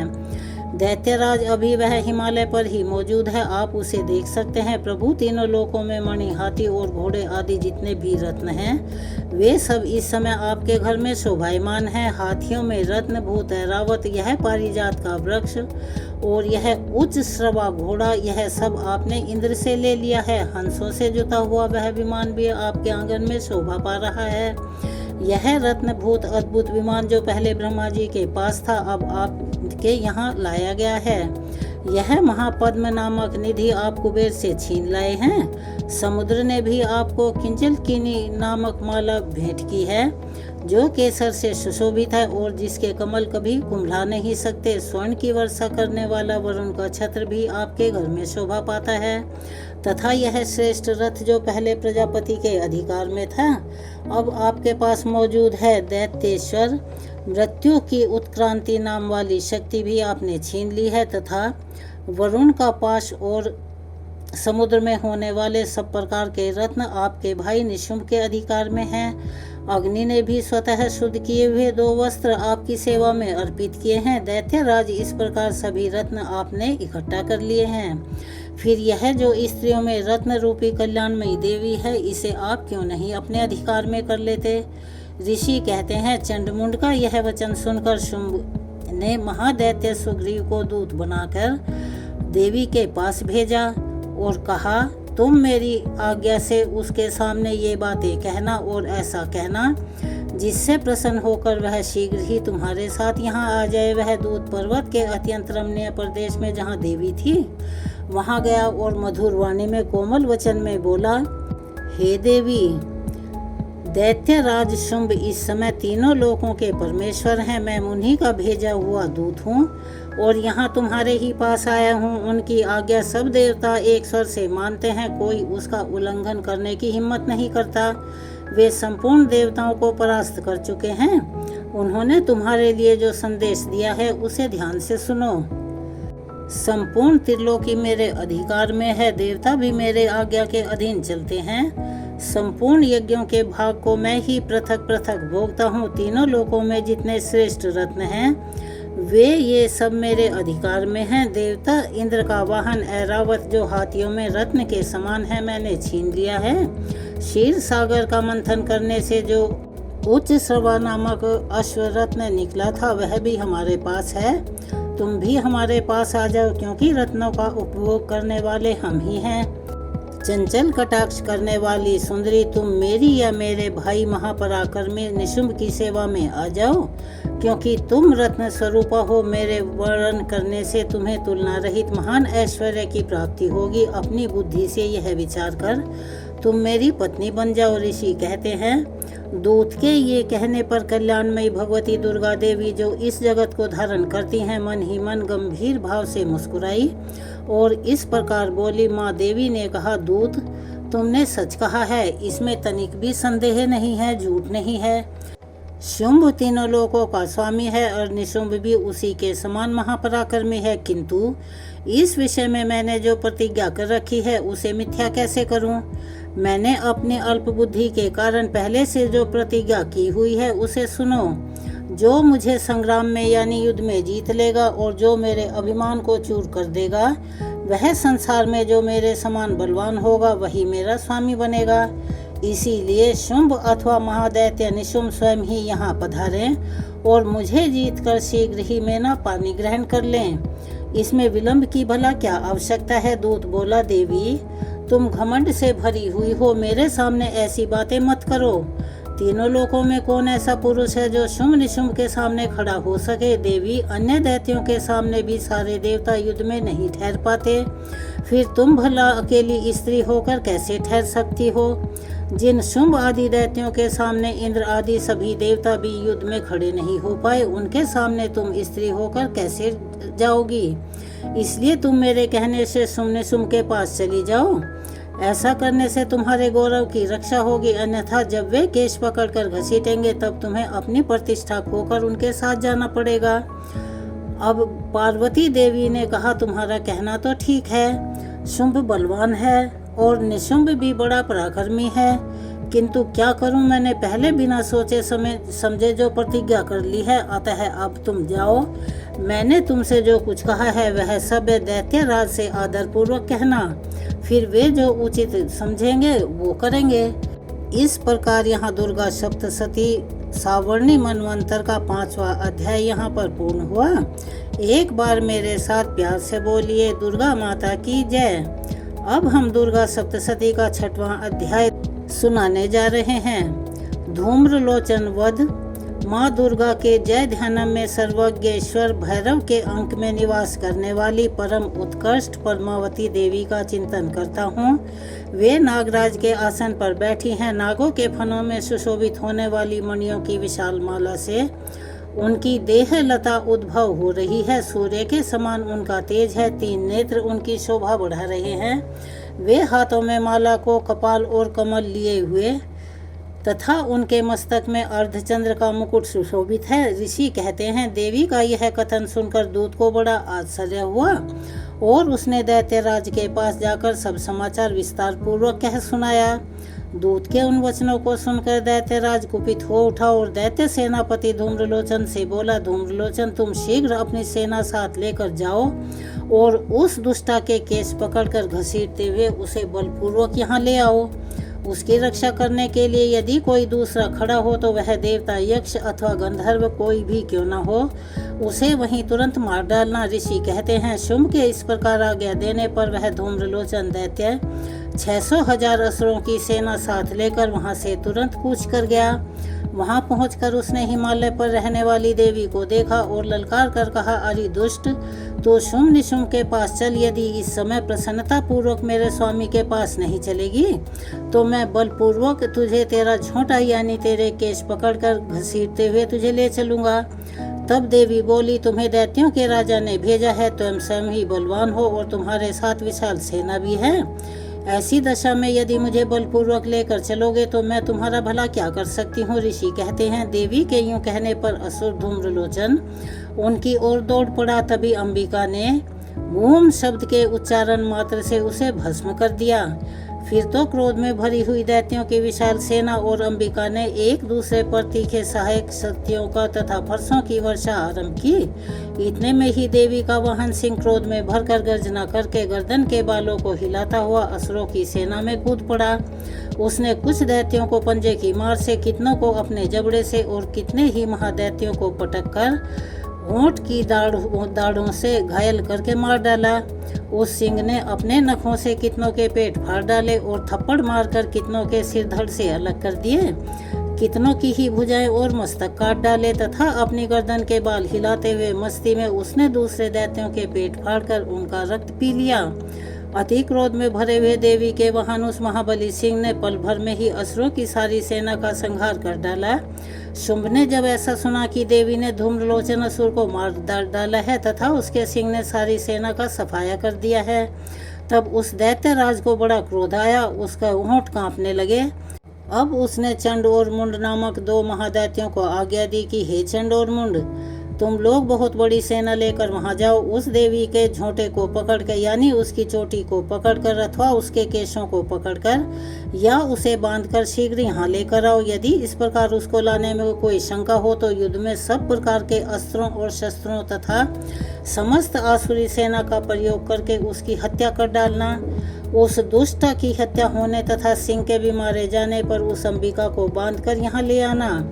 इस प्रकार श्री मार्कंडेय पुराण में सावर्णी मनवंतर की कथा के अंतर्गत देवी महात्म्य में धूम्रलोचन वध के नामक का यह 6वां अध्याय यहाँ पर संपूर्ण हुआ।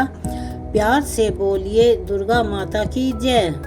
अब हम सप्तशती के 7वें अध्याय की ओर चलते हैं। चंड और मुंड का वध के नाम से जो जाना जाता है, मातंगी देवी का ध्यान करता हूँ। वे रत्नमयी सिंहासन पर बैठकर पढ़ते हुए तोते का मधुर शब्द सुन रही हैं। उनके शरीर का वर्ण श्याम है।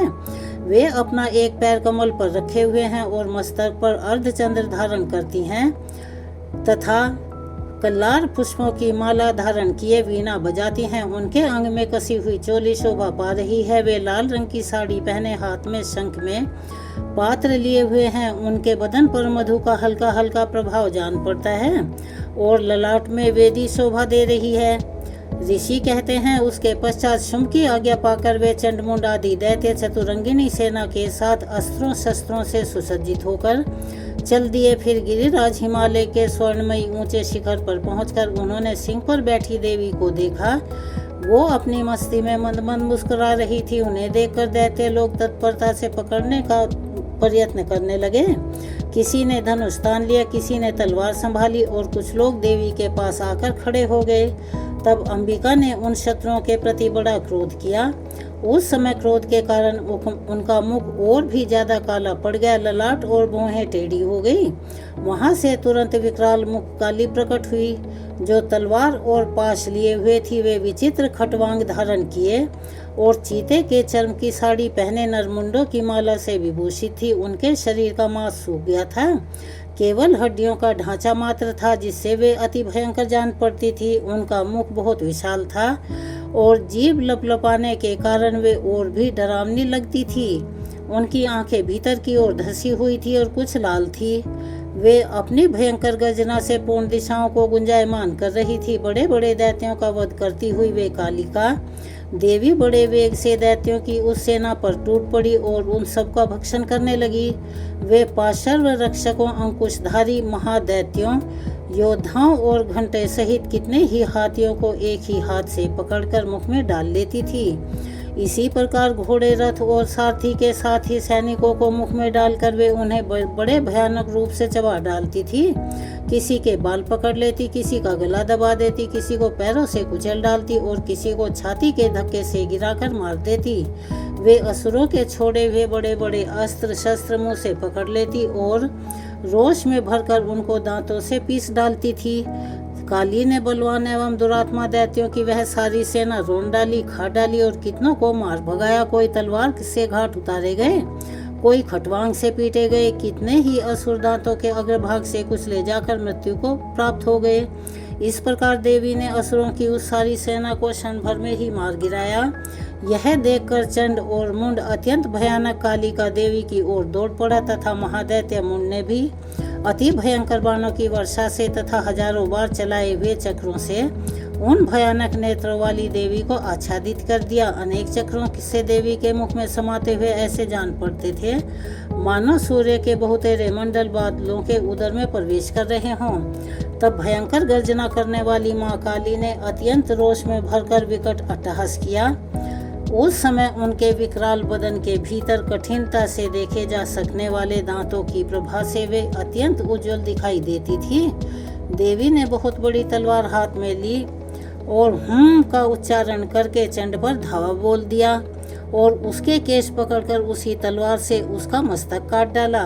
चंड को मारा गया देखकर मुंड भी देवी की ओर लपका। तभी देवी ने रोष में भरकर उसे भी तलवार से घायल करके धरती पर सुला दिया और महापराक्रमी चंड और मुंड को मारा गया देख मरने से बची हुई बाकी सेना भय के कारण व्याकुल होकर चारों दिशाओं में भाग गई। उसके पश्चात काली ने चंड और मुंड का मस्तक हाथ में लेकर चंडिका के पास आकर प्रचंड अट्टहास करते हुए कहा, देवी, मैंने चंड और मुंड नामक इन दो महापशुओं को तुम्हें भेंट किया है। अब युद्ध में तुम शुंभ और निशुंभ का स्वयं ही वध करना। ऋषि कहते हैं, वहां लाए हुए उन चंड मुंड नामक महादैत्यों को देखकर कल्याणमयी चंडी ने काली से मधुरवाणी में कहा, देवी, तुम चंड और मुंड को लेकर मेरे पास आई हो, इसीलिए संसार में चामुंडा के नाम से तुम्हारी प्रसिद्धि होगी। इस प्रकार श्री मार्कंडेय पुराण में सावर्णी मनवंतर की कथा के अंतर्गत देवी महात्म्य के चंडमुंड वध नामक 7वां अध्याय यहाँ पूर्ण हुआ। एक बार प्यार से बोलिए, जय हो माता दुर्गा की। अब हम 8वां अध्याय सुनाने जा रहे हैं, जो रक्त बीज के वध के नाम से जाना जाता है। जिसमें अनिमा आदि सिद्धि किरणों से आवर्त माँ भवानी का ध्यान करता हूँ। उनके शरीर का रंग लाल है, नेत्रों में करुणा लहरा रही है तथा हाथों में पाश, अंकुश, बाण, धनुष शोभायमान हो रहे हैं। ऋषि कहते हैं, चंड और मुंड नामक दैत्यों के मारे जाने तथा बहुत सी सेना का संहार हो जाने पर दैत्यों के राजा प्रतापी शुंभ के मन में बड़ा क्रोध उत्पन्न हुआ और उसने दैत्यों की संपूर्ण सेना को युद्ध के लिए कुछ करने की आज्ञा दी। वह बोला, आज उदय युद्ध नाम के 86 दैत्य सेनापति अपनी सेनाओं के साथ युद्ध के लिए प्रस्थान करें। कंबू नामक वाले दैत्यों के 84 सेना नायक अपनी वाहिनी से घिरे हुए यात्रा करें। 50 कोटि वीर्य कुल के और 100 धमर कुल के असुर सेनापति मेरी आज्ञा से सेना सहित कूच करें। कालक, दोहरद, मौर्य और काल की असुर भी युद्ध के लिए तैयार हों। मेरी आज्ञा से तुरंत प्रस्थान करें। भयानक शासन करने वाला असुर राज शुंभ इस प्रकार आज्ञा दे सहस्त्र बड़ी बड़ी सेनाओं के साथ युद्ध के लिए तैयार हुआ। उसकी अत्यंत भयंकर सेना आते देख चंडिका ने अपने धनुष की टंकार से पृथ्वी और आकाश के बीच का भाग गुंजायमान कर दिया। राजन तदंतर देवी के सिंह ने बड़ी जोर जोर से दहाड़ना शुरू किया। फिर अंबिका ने घंटे के शब्द से उस ध्वनि को और भी बढ़ा दिया। धनुष की टंकार, सिंह की दहाड़ और घंटे की ध्वनि से संपूर्ण दिशाएं गूंज उठी। उस भयंकर शब्द से काली ने अपने विकराल मुख को और भी बढ़ा लिया तथा इस प्रकार वे विजयी नहीं हुई। उस तुमुल नाद को सुनकर दैत्यों की सेनाओं ने चारों ओर से आकर चंडिका देवी, सिंह तथा काली देवी को क्रोधपूर्वक घेर लिया। राजन, इसी बीच में असुरों के विनाशक तथा देवताओं के अभ्युदय के लिए ब्रह्मा जी, शिव जी, कार्तिकेय जी, भगवान विष्णु तथा इंद्र आदि देवताओं की जो शक्तियाँ अत्यंत कर्म से बल से संपन्न थी, उनके शरीरों से निकलकर उन्हीं के रूप में चंडिका देवी के पास गई। जिस देवता का जैसा रूप, जैसी वेशभूषा, जैसा वाहन, ठीक वैसे ही साधनों से संपन्न हो उनकी शक्ति असुरों से युद्ध करने के लिए आई। सबसे पहले हंसयुक्त विमान पर बैठी हुई अक्षसूत्र और कमंडल से सुशोभित ब्रह्मा जी की शक्ति उपस्थित हुई, जिसे ब्रह्माणी कहते हैं। महादेव जी की शक्ति वृषभ पर आरूढ़ होकर हाथों में श्रेष्ठ शूल धारण किए, महानाग का कंकण पहने, मस्तक में चंद्र रेखा से विभूषित हो वहां आ पहुंची। कार्तिकेय जी की शक्ति रूपा जगदम्बिका उन्हीं का रूप धारण किए हुए श्रेष्ठ मयूर आरूढ़ को हाथ में और शक्ति के लिए दैत्यों से युद्ध करने के लिए आई। इसी प्रकार भगवान विष्णु की शक्ति गरुड़ पर विराजमान हो शंख, चक्र, गदा, श्रृंग, धनुष तथा खड्ग हाथों में लेकर आई। अनुपम यज्ञ वाराह का रूप धारण करने वाली श्री हरि की जो शक्ति है वह भी वाराह शरीर धारण करके वहां उपस्थित हो गई। नरसिंगी शक्ति भी नरसिंह के समान शरीर धारण करके वहां आई। उनकी गर्दन के बालों के झटके से आकाश के तारे बिखर पड़ते थे। इसी प्रकार इंद्र की शक्ति वज्र हाथ में लिए गजराज ऐरावत पर बैठकर वहां आई। उनके भी सहस्त्र नेत्र थे। इंद्र का जैसा रूप है वैसा ही उनका भी था। उसके बाद उन देव शक्तियों से घिरे हुए महादेव जी ने चंडिका से कहा, मेरी प्रसन्नता के लिए तुम शीघ्र ही इन असुरों का संहार करो। तब देवी के शरीर से अति भयानक और परम उग्र चंडिका शक्ति प्रकट हुई, जो सैकड़ों गीदड़ों की भांति आवाज करने वाली थी।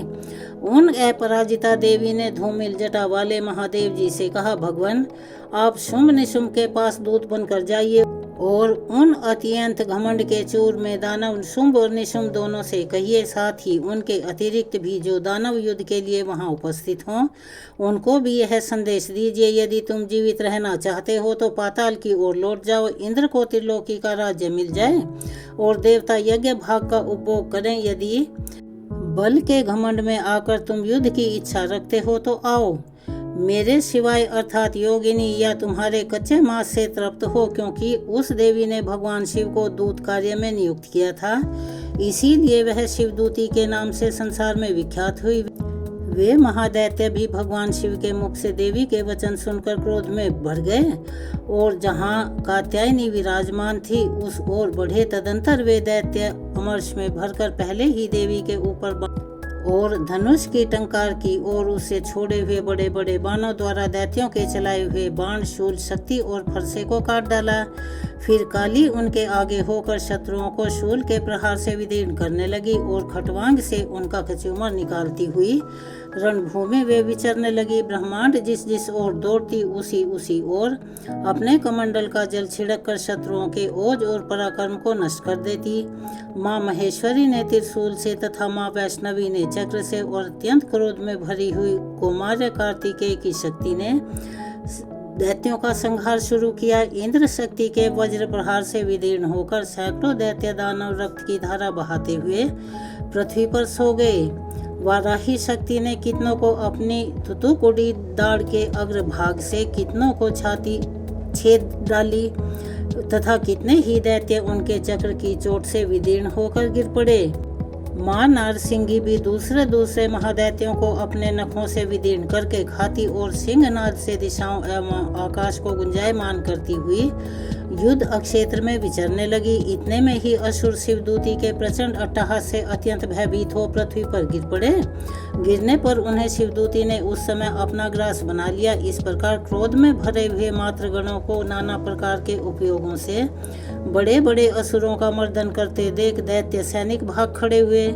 मातृगणों से पीड़ित दैत्यों को युद्ध से भागते देख रक्तबीज नामक महादैत्य क्रोध में भरकर युद्ध करने के लिए आया। उसके शरीर से जब रक्त की बूंद पृथ्वी पर गिरती तब उसी के समान शक्तिशाली एक दूसरा महादैत्य पृथ्वी पर पैदा हो जाता। महाअसुर रक्तबीज हाथ में गदा लेकर इंद्र शक्ति के साथ युद्ध करने लगा। तब ऐन्द्री ने अपने वज्र से रक्तबीज को मारा। वज्र से घायल होने पर उसके शरीर से बहुत सा रक्त चूने लगा और उससे उसी के समान रूप तथा पराक्रम वाले योद्धा उत्पन्न होने लगे। उसके शरीर से रक्त की जितनी बूंदें गिरी उतने ही पुरुष उत्पन्न हो गए। वे सब रक्त बीज के समान ही बलवान तथा पराक्रमी थे।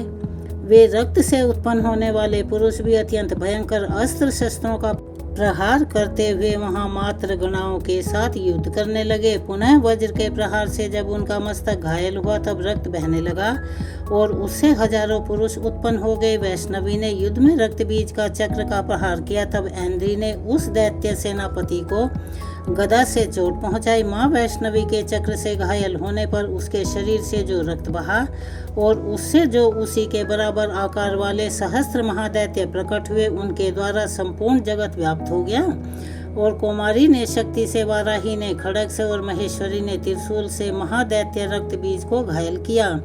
क्रोध में भरे हुए उस महादैत्य रक्त बीज ने भी गदा से सभी मात्र शक्तियों पर पृथक पृथक प्रहार किया। शक्ति और शूल आदि से अनेक बार घायल होने पर जो उसके शरीर से रक्त की धारा पृथ्वी पर गिरी उससे भी निश्चय ही सैकड़ों असुर उत्पन्न हुए। और इस प्रकार उस महादैत्य के रक्त से प्रकट हुए असुरों द्वारा संपूर्ण जगत व्याप्त हो गया। इससे उन देवताओं को बड़ा भय हुआ। देवताओं को उदास देखकर चंडिका ने काली से शीघ्रता पूर्वक कहा, चामुंडे, तुम अपना मुख और भी फैलाओ तथा मेरे शस्त्रपात से जितने निकलने वाली रक्त बिंदुओं को और उनसे उत्पन्न होने वाले महादैत्यों को तुम अपने इस उतावले मुख से खा जाओ। इस प्रकार रक्त से उत्पन्न होने वाले महादैत्यों का भक्षण करती हुई तुम रण में विचरती रहो। ऐसा करने पर उस दैत्य का सारा रक्त क्षीण हो जाने पर वह स्वयं ही नष्ट हो जाएगा। उन भयंकर दैत्यों को जब तुम खा जाओगी तब दूसरे नए दैत्य उत्पन्न नहीं हो सकेंगे। माँ काली से ऐसा कहकर माँ चंडिका देवी ने शूल से रक्त बीज को मारा और माँ काली ने अपने मुख में उसका रक्त ले लिया। तब उसने वहां माँ चंडिका पर गदा से प्रहार किया, किंतु उस गदापात से देवी को तनिक भी वेदना नहीं पहुंचाई। रक्त बीज के घायल शरीर से बहुत सा रक्त गिरने लगा, किंतु ज्यों ही वह गिरा त्यों ही चामुंडा देवी ने उसे अपने मुख में ले लिया। रक्त गिरने से माँ काली के मुख में जो महादैत्य उत्पन्न हुए उन्हें भी वह चट कर गई और उन्होंने रक्त बीज का रक्त भी पी लिया। उसके पश्चात देवी ने रक्त बीज को, जिसका रक्त चामुंडे ने पी लिया था, वज्र, बाण, खड्ग तथा वृष्ट आदि से मार डाला। इस प्रकार शस्त्रों के समुदाय से आहत एवं रक्तहीन हुआ महादैत्य रक्त बीज पृथ्वी पर गिर पड़ा। नरेश्वर, इस देवताओं को अनुपम हर्ष की प्राप्ति हुई और मातृगण उन असुरों के रक्तपान से के मध्य से उद्मत होकर नृत्य करने लगी। इस प्रकार श्री मार्कंडेय पुराण में सावर्णी मनवंतर के कथा के अंतर्गत देवी महात्म्य में रक्त बीज वध नामक 8वां अध्याय यहाँ पर पूर्ण हुआ। प्रेम से एक बार मेरे साथ बोलिए, दुर्गा महारानी की जय। अब सप्तशती का 9वां अध्याय निशुंभ वध के नाम से जो जाना जाता है।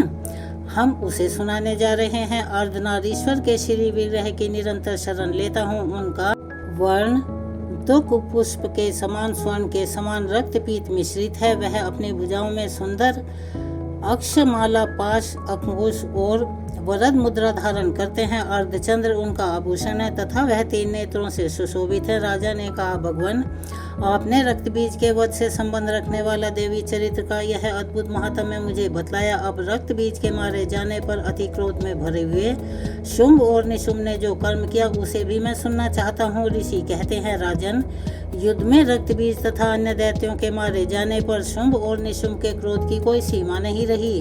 अपनी विशाल सेना को इस प्रकार मारा जाता देखकर निशुंभ क्रोध में भरकर देवी की ओर दौड़ा। उसके साथ असुरों की प्रधान सेना भी उसके आगे पीछे तथा उसके पास सर्वभाग में बड़े बड़े असुर थे, जो क्रोध से होंठ चबाते हुए देवी को मार डालने के लिए आए। महापराक्रमी शुंभ भी अपनी सेना के साथ मातृगणों से युद्ध करके क्रोधवश चंडिका को मारने के लिए आ पहुंचा। तब देवी के साथ शुंभ और निशुंभ का घोर संग्राम छिड़ गया। वे दोनों दैत्य मेघों की भांति बाणों की भयंकर वृष्टि कर रहे थे। उन दोनों के चलाए हुए बाणों को चंडिका ने अपने बाणों के समूह से तुरंत काट दिया। शस्त्र समूहों की वर्षा करके उन दोनों दैत्य पतियों के अंगों को भी चोट पहुंचाई। निशुंभ ने तीखी तलवार और चमकती हुई ढाल लेकर देवी के श्रेष्ठ वाहन सिंह के मस्तक पर चोट की। अपने वाहन को चोट पहुंचने पर देवी ने निशुंभ की श्रेष्ठ तलवार तुरंत ही काट डाली और उसकी ढाल को भी, जिसमें 8 चांद जड़े थे, खंड खंड कर दिया। ढाल और तलवार के कट जाने पर उस असुर ने शक्ति चलाई, किंतु सामने आने पर देवी ने चक्र से उसके भी 2 टुकड़े कर दिए। अब तो निशुंभ क्रोध से जल उठा और उस दानव ने देवी को मारने के लिए शूल उठाया, किंतु देवी ने समीप आने पर उसे भी मुक्के से मारकर चूर्ण कर दिया। तब उसने गदा घुमाकर चंडी के ऊपर चलाई, परंतु वह भी देवी के त्रिशूल से कटकर गिर पड़ी। उसके पश्चात दैत्यराज निशुंभ को फरसा लेकर आते देख देवी ने बाण समूहों से घायल कर धरती पर सुला दिया। उस भयंकर पराक्रमी भाई निशुंभ के धराशायी हो जाने पर शुंभ को बड़ा क्रोध आया और अंबिका का वध करने के लिए वह आगे बढ़ा। रथ पर बैठे बैठे ही उत्तम आयुध से सुशोभित अपनी बड़ी बड़ी 8 अनुपम भुजाओं से समूचे आकाश को ढककर वह अद्भुत शोभा पाने लगा। उसे आते देख देवी ने शंख बजाया और धनुष की प्रत्यंचा का भी अत्यंत दुस्साहस शब्द किया। साथ ही अपने घंटे के शब्द से जो समस्त दैत्य सैनिकों का तेज नष्ट करने वाला था, संपूर्ण दिशाओं को व्याप्त कर दिया। उसके पश्चात सिंह ने भी अपनी दहाड़ से, जिसे सुनकर बड़े बड़े गजराज का महान मद चूर हो जाता है, आकाश, पृथ्वी और 10 दिशाओं को गुंजा दिया और फिर काली ने आकाश में उछलकर अपने दोनों हाथों से पृथ्वी पर आघात किया। उससे ऐसा भयंकर शब्द हुआ जिससे पहले के भी शब्द शांत हो गए। तत्पश्चात शिवदूती ने दैत्यों के लिए अमंगलजनक अट्टहास किया। इन शब्दों को सुनकर समस्त असुर थर्रा उठे, किंतु शुंभ को बड़ा क्रोध आया हुआ था। उस समय देवी ने जब शुंभ को लक्ष्य करके कहा, ओ दुरात्मा, खड़ा रह। तभी आकाश में खड़े हुए देवता बोल उठे, जय हो। शुंभ ने वहां आकर ज्वालाओं से युक्त अत्यंत भयानक शक्ति चलाई। अग्नि में पर्वत के समान आती हुई उस शक्ति को देवी ने बड़े भारी झटके से दूर हटा दिया। उस समय शुंभ के सिंहनाद से तीनों लोग गूंज उठे। राजन, उसकी प्रतिध्वनि से वज्रपात के समान भयानक शब्द हुआ, जिससे अन्य शब्दों को जीत लिया। शुंभ के चलाए हुए बाणों के देवी ने और देवी के चलाए हुए बाणों के शुंभ ने अपने भयंकर बाणों द्वारा सैकड़ों और हजारों टुकड़े कर दिए। तब क्रोध में भरी हुई चंडिका ने शुंभ को शूल से मारा। उसके आघात से वह मूर्छित हुआ पृथ्वी पर गिर पड़ा। इतने में ही निशुंभ को चेतना हुई और उसने धनुष हाथ में लेकर बाणों के द्वारा देवी, काली तथा सिंह को घायल कर दिया। फिर उस दैत्यराज ने 10,000 बाहें बनाकर चक्रों के प्रहार से चंडिका को आच्छादित कर दिया। तब दुर्गम पीड़ा का नाश करने वाली भगवती दुर्गा ने कुपित होकर अपने बाणों से उन चक्रों को तथा बाणों को काट गिराया। यह देखकर निशुंभ दैत्य सेना के साथ चंडिका का वध करने के लिए हाथ में गदा लेकर बड़े तेजी से दौड़ा। उसके आते ही चंडी ने तीखी धार वाली तलवार से उसकी गदा को शीघ्र ही काट डाला। तब उसने शूल हाथ में ले लिया। देवताओं को पीड़ा देने वाले निशुंभ को शूल हाथ में लिए आता देखकर चंडिका ने वेग से चलाए हुए अपने शूल से उसकी छाती छेद डाली। शूल से विदीर्ण हो जाने पर उसकी छाती से एक दूसरा महाबली एवं महापराक्रमी पुरुष खड़ी रह कहता हुआ निकला। उस पुरुष की बात सुनकर देवी ठठाकर हंसने लगी और खड्ग से उन्होंने उसका मस्तक काट डाला। फिर तो वह पृथ्वी पर गिर पड़ा। उसके बाद सिंह अपनी दाढ़ से असुरों की गर्दन कुचलकर खाने लगा। वह बड़ा भयंकर दृश्य था। उधर माँ काली तथा देवी शिवदूती ने भी अन्य दैत्यों का भक्षण आरंभ किया। माँ कौमारी की शक्ति से विदीर्ण होकर कितने ही महादैत्य वहीं पर नष्ट हो गए। माता ब्रह्माणी के मंत्र और पूत जल से निस्तेज होकर कितने ही भाग खड़े हुए। कितने ही दैत्य महेश्वरी के त्रिशूल से छिन्न भिन्न हो धाराशायी हो गए। माँ वाराही की थ्रुत के आघात से कितनों का पृथ्वी पर कचूमर निकल गया। माता वैष्णवी ने भी अपने चक्र से दानवों के टुकड़े टुकड़े कर डाले। इंद्री के हाथ से छूटे हुए वज्र से भी कितने ही प्राणों से हाथ धो बैठे। कुछ असुर नष्ट हो गए, कुछ उस महायुद्ध से भाग गए तथा कितने ही काली शिवदूती तथा सिंह के ग्रास बन गए। इस प्रकार श्री मार्कंडेय पुराण में सावर्ण मनवंतर की कथा के अंतर्गत देवी महात्म्य में यह 9वां अध्याय संपूर्ण हुआ। चलिए एक बार प्यार से बोलिए जय माता दी। अब हम आपको सुनाने जा रहे हैं 10वां अध्याय। शुंभ वध में मस्तक पर अर्धचंद्र धारण करने वाली शिव शक्ति स्वरूपा भगवती कामेश्वरी का हृदय में चिंतन करता हूँ। वे तपाए हुए सोने के समान सुंदर है। सूर्य, चंद्रमा और अग्निमयी उनके 3 नेत्र हैं तथा वे अपने मनोहर हाथों में धनुष, बाण, अंकुश, पाश और शूल धारण किए हुए हैं। ऋषि कहते हैं, राजन, अपने प्राणों के समान प्यारे भाई निशुंभ को मारा गया देख तथा सारी सेना का संहार होता जान शुंभ ने कुपित होकर कहा, दुष्ट दुर्गे, तू बल के अभिमान में आकर झूठ मूठ का घमंड मत दिखा। तू बड़ी माननी बनी हुई है किंतु दूसरी स्त्रियों के बल का सहारा लेकर लड़ती है। देवी बोली, अरे ओ दुष्ट, मैं अकेली ही हूँ। इस संसार में मेरे सिवाय दूसरी कौन है? यह देख, ये मेरी ही विभूतियाँ हैं, अतः मुझ में ही प्रवेश कर रही हैं। उसके बाद ब्राह्मणी आदि समस्त देवियां अंबिका देवी के शरीर में समाहित हो गई। उस समय केवल अंबिका देवी ही रह गई। देवी बोली, मैं अपनी ऐश्वर्य शक्ति से अनेक रूपों में यहाँ उपस्थित हुई थी और उन सब रूपों को मैंने समेट लिया है। अब अकेली ही युद्ध में खड़ी हूँ, तुम भी स्थिर हो जाओ। ऋषि कहते हैं, उसके बाद देवी और शुंभ दोनों में सब देवताओं तथा दानवों के देखते देखते घमासान युद्ध छिड़ गया। बाणों की वर्षा तथा तीखे शस्त्रों के दारुण अस्त्रों के प्रहार के कारण उन दोनों का युद्ध सब लोगों के लिए बड़ा भयानक प्रतीत हो रहा था। उस समय अंबिका देवी ने जो सैकड़ों दिव्य अस्त्र छोड़े, उन्हें दैत्यराज शुंभ ने उनके निवारक अस्त्रों द्वारा काट डाला। इसी प्रकार शुंभ ने भी जो दिव्य अस्त्र चलाए, उन्हें परमेश्वरी ने भयंकर हुंकार शब्द के उच्चारण मात्र से ही खिलवाड़ में यानी खेल खेल में ही नष्ट कर डाला।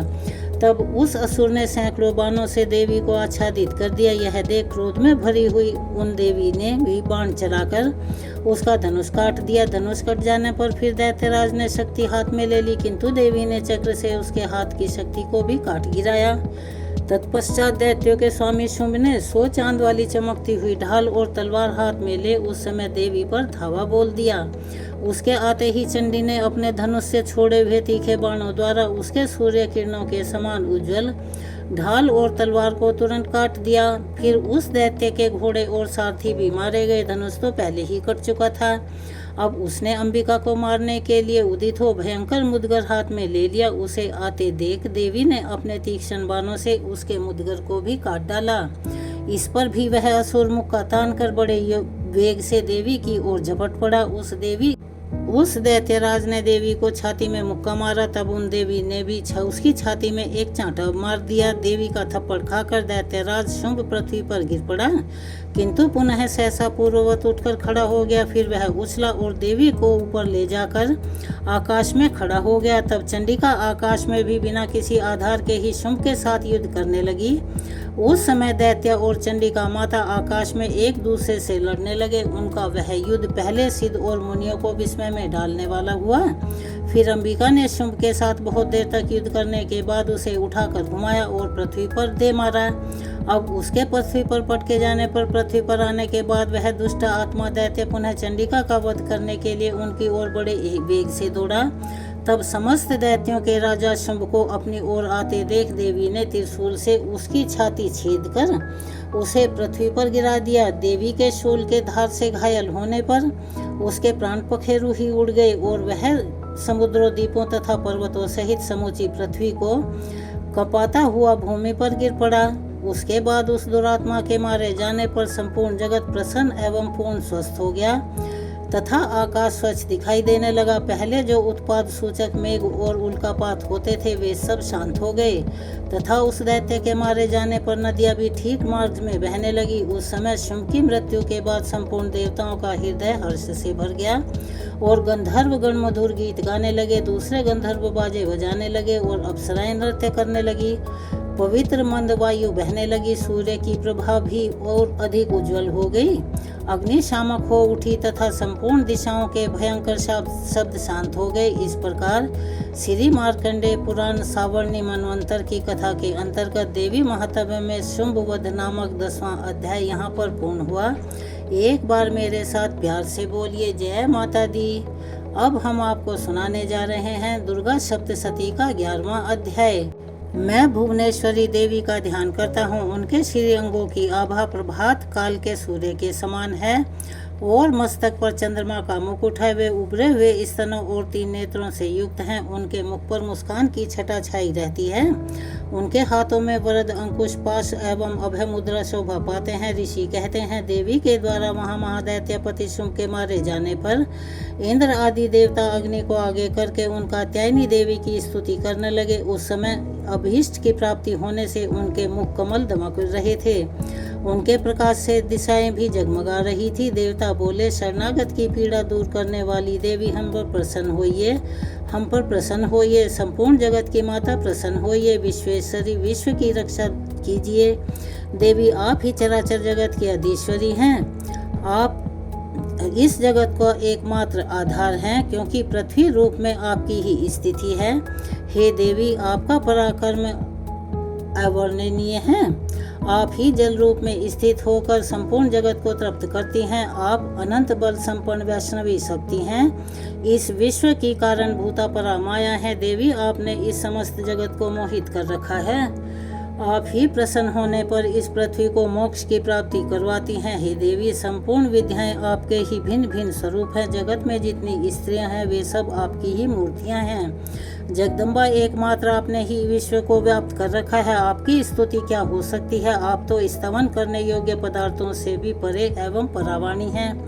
जब आप सर्वस्वरूपा देवी स्वर्ग तथा मोक्ष प्रदान करने वाली हैं तब इसी रूप में आपकी स्तुति हो गई। आपकी स्तुति के लिए इससे अच्छी उक्तियां और क्या हो सकती हैं। बुद्धि रूप से सब लोगों के हृदय में विराजमान रहने वाली तथा स्वर्ग एवं मोक्ष प्रदान करने वाली नारायणी देवी आपको नमस्कार है। कला काष्ठा आदि के रूप में क्रमशः परिणाम अर्थात अवस्था परिवर्तन की ओर ले जाने वाली तथा विश्व का उपसंहार करने में समर्थ नारायणी आपको नमस्कार है।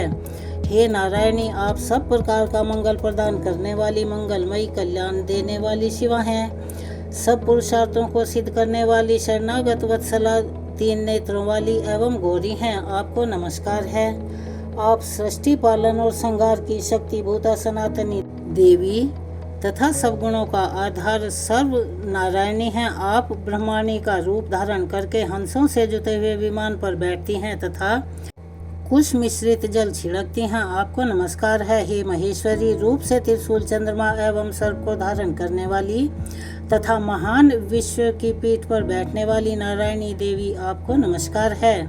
मोरों और मुर्गों से घिरी रहने वाली तथा महाशक्ति धारण करने वाली कुमारी रूप धारणी निष्पाप नारायणी आपको नमस्कार है। शंख चक्र गदा और सारंग धनुष रूप उत्तम आयुध को धारण करने वाली वैष्णवी शक्ति रूपा नारायणी आप प्रसन्न होइए। आपको नमस्कार है। हाथ में भयानक महाचक्र लिए और दाढ़ पर धरती को उठाए बारह रूप धारिणी कल्याणमयी नारायणी आपको नमस्कार है। भयंकर नरसिंह रूप से दैत्यों के वध के लिए प्रयत्न करने वाली तथा त्रिभुवन की रक्षा में संलग्न रहने वाली नारायणी आपको नमस्कार है। मस्तक पर किरीट और हाथ में महावज्र धारण करने वाली सहस्त्र नेत्रों के कारण उदीप्त दिखाई देने वाली और वृत्रासुर के प्राणों का अपहरण करने वाली इंद्र शक्ति रूपा नारायणी देवी आपको नमस्कार है। शिवदूती रूप में दैत्यों की महती सेना का संहार करने वाली भयंकर रूप धारण कर विकट गर्जना करने वाली नारायणी आपको नमस्कार है। दाढ़ के कारण विकराल मुख वाली मुंडमाला से विभूषित मुंड मर्दिनी चामुंडा रूपा नारायणी आपको नमस्कार है। लक्ष्मी, लज्जा, महाविद्या, श्रद्धा, पुष्टि, स्वधा, ध्रुवा, महारात्रि तथा महाअविद्या रूपा नारायणी आपको नमस्कार है।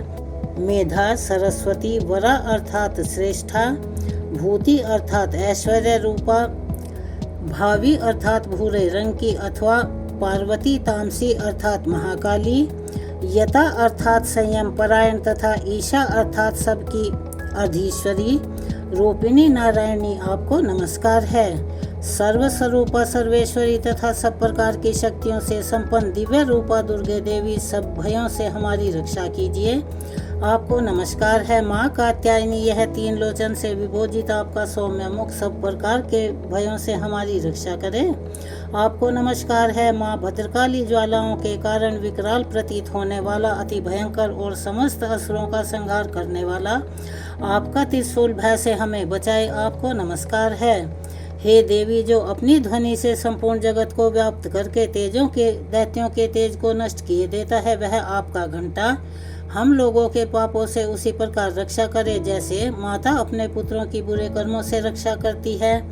आपके हाथों में सुशोभित खड्ग जो असुरों के रक्त और चर्बी से चर्चित है, हमारा मंगल करे। हम आपको नमस्कार करते हैं। देवी, आप प्रसन्न होने पर सब रोगों को नष्ट कर देती हैं और कुपित होने पर मनोवांछित सभी कामनाओं का नाश कर देती हैं। जो लोग आपकी शरण में जा चुके हैं उन पर विपत्ति तो आती ही नहीं। आपकी शरण में गए हुए मनुष्य दूसरों को शरण देने वाले हो जाते हैं।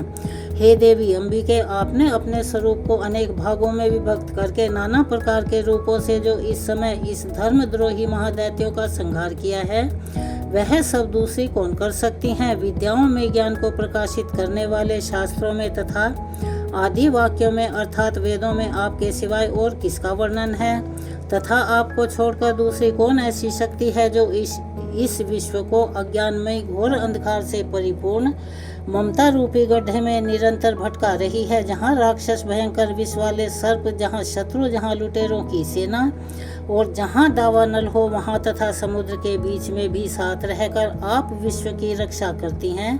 हे विश्वेश्वरी, आप विश्व का पालन करती हैं, विश्व रूपा हैं, इसीलिए संपूर्ण विश्व को धारण करती हैं। आप भगवान विश्वनाथ की भी वंदनीय हैं। जो लोग भक्ति पूर्वक आपके सामने मस्तक झुकाते हैं वे संपूर्ण विश्व को आश्रय देने वाले होते हैं।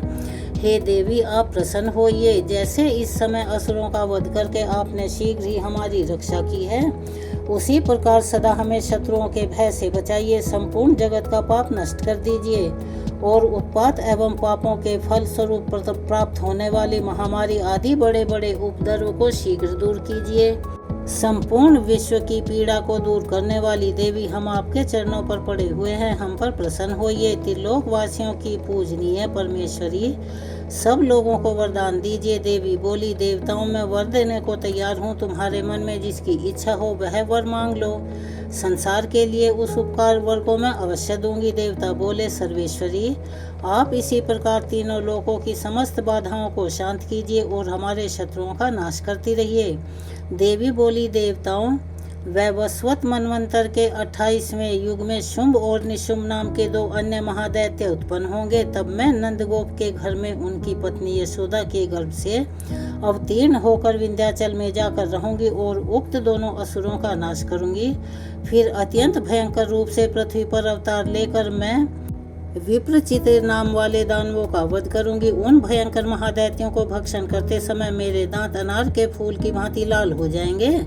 तब स्वर्ग लोक में देवता और मृत्यु लोक में मनुष्य सदा मेरी स्तुति करते हुए मुझे रक्त दंतिका कहेंगे। फिर जब पृथ्वी पर 100 वर्षों के लिए वर्षा रुक जाएगी और पानी का अभाव हो जाएगा, उस समय मुनियों के स्तवन करने पर मैं पृथ्वी पर अयोनिजा रूप में प्रकट होंगी और नेत्रों से मुनियों को देखूंगी। अतः मनुष्य शताक्षी इस नाम से मेरा कीर्तन करेंगे। देवताओं, उस समय मैं अपने शरीर से उत्पन्न हुए शाख द्वारा समस्त संसार का भरण पोषण करूंगी। जब तक वर्षा नहीं होगी तब तक वे शाख ही सबके प्राणों की रक्षा करेंगे। ऐसा करने के कारण पृथ्वी पर शाकुंभरी की ख्याति होगी। उस अवतार में मैं दुर्गम नामक महादैत्य का वध करूंगी। इससे मेरा नाम दुर्गा देवी के रूप में प्रसिद्ध होगा। फिर जब मैं भीम रूप धारण करके मुनियों की रक्षा के लिए हिमालय पर रहने वाले राक्षसों का भक्षण करूंगी, उस समय सब मुनि भक्ति से नतमस्तक होकर मेरी स्तुति करेंगे और मेरा नाम भीमा देवी के रूप में प्रसिद्ध हो जाएगा।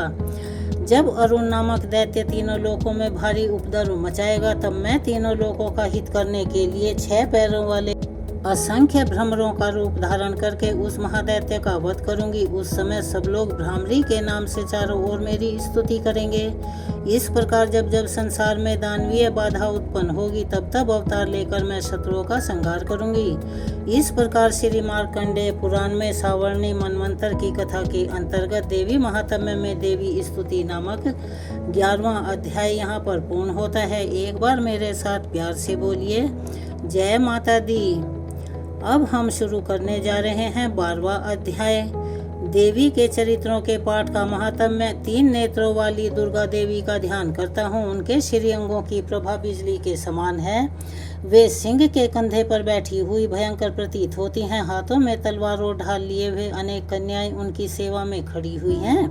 वे अपने हाथों में चक्र, गदा, तलवार, ढाल, बाण, धनुष, पाश और तर्जनी मुद्रा धारण किए हुए हैं। उनका स्वरूप अग्निमित्र का मुकुट धारण करती हैं। देवी बोली, देवताओं जो एकाग्रचित होकर प्रतिदिन इन स्तुतियों से मेरा स्तवन करेगा, उसकी सारी बाधाएं मैं निश्चय ही दूर कर दूंगी। जो मधु कैटभ नाग का नाश, महिषासुर का वध तथा शुंभ निशुंभ के संहार के प्रसंग का पाठ करेंगे तथा अष्टमी, चतुर्दशी और नवमी को जो भी एकाग्रचित होकर भक्ति पूर्वक मेरे उत्तम महात्म्य को सुनेंगे, उन्हें कोई पाप नहीं छू सकेगा। उन पर पाप जनित आपत्तियां भी नहीं आएंगी। उनके घर में कभी दरिद्रता नहीं होगी तथा उनको कभी भी प्रेमी जनों का विछोह का कष्ट भी नहीं भोगना पड़ेगा। इतना ही नहीं, उन्हें शत्रुओं से, लुटेरों से, राजा से, शस्त्र से, अग्नि से तथा जल की राशि से कभी भय नहीं होगा।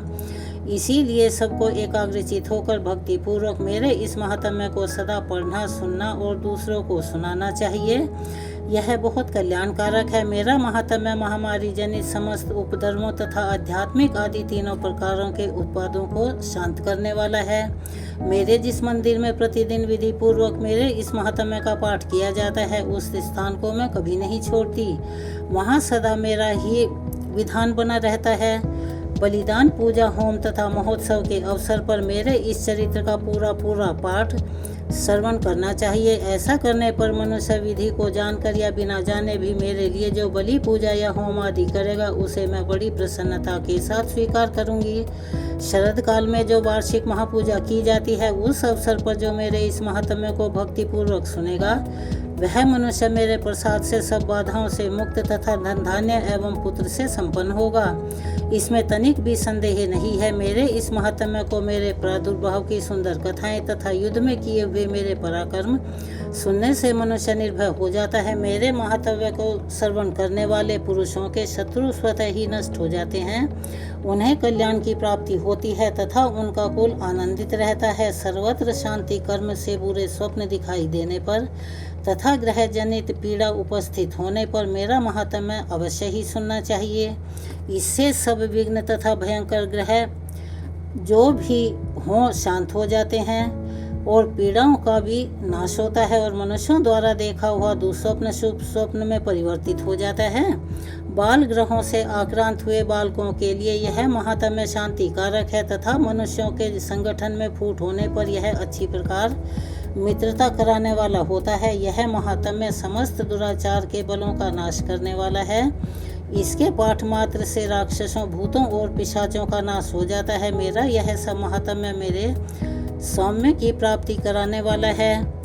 पशु, पुष्प, अर्घ, धूप, गंध आदि उत्तम सामग्रियों द्वारा पूजन करने से, ब्राह्मणों को भोजन कराने से, होम करने से, प्रतिदिन अभिषेक करने से, नाना प्रकार के अन्य भोगों को अर्पण करने से तथा दान देने आदि से 1 वर्ष तक जो मेरी आराधना की जाती है, उससे मुझे जितनी प्रसन्नता होती है, उतनी ही प्रसन्नता मेरे इस उत्तम चरित्र का एक बार श्रवण करने मात्र से हो जाती है।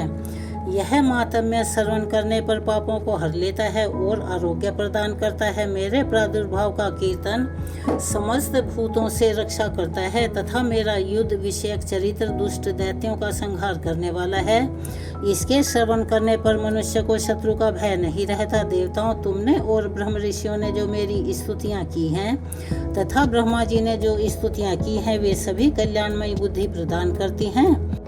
वन में सूने मार्ग अथवा दावा नल से घिर जाने पर, निर्जन स्थान में लुटेरों के दाव में पड़ जाने पर या शत्रुओं से पकड़े जाने पर अथवा जंगल में सिंह, व्याघ्र या जंगली हाथियों के पीछा करने पर, कुपित राजा के आदेश से वध या बंधन के स्थान में ले जाए जाने पर अथवा महासागर में नाव पर बैठने के बाद भारी तूफान से नाव के डगमग होने पर और अत्यंत भयंकर युद्ध में शस्त्रों का प्रहार होने पर अथवा वेदना से पीड़ित होने पर, सभी भयानक बाधाओं के उपस्थित होने पर जो मेरे इस चरित्र का स्मरण करता है वह मनुष्य संकट से मुक्त हो जाता है।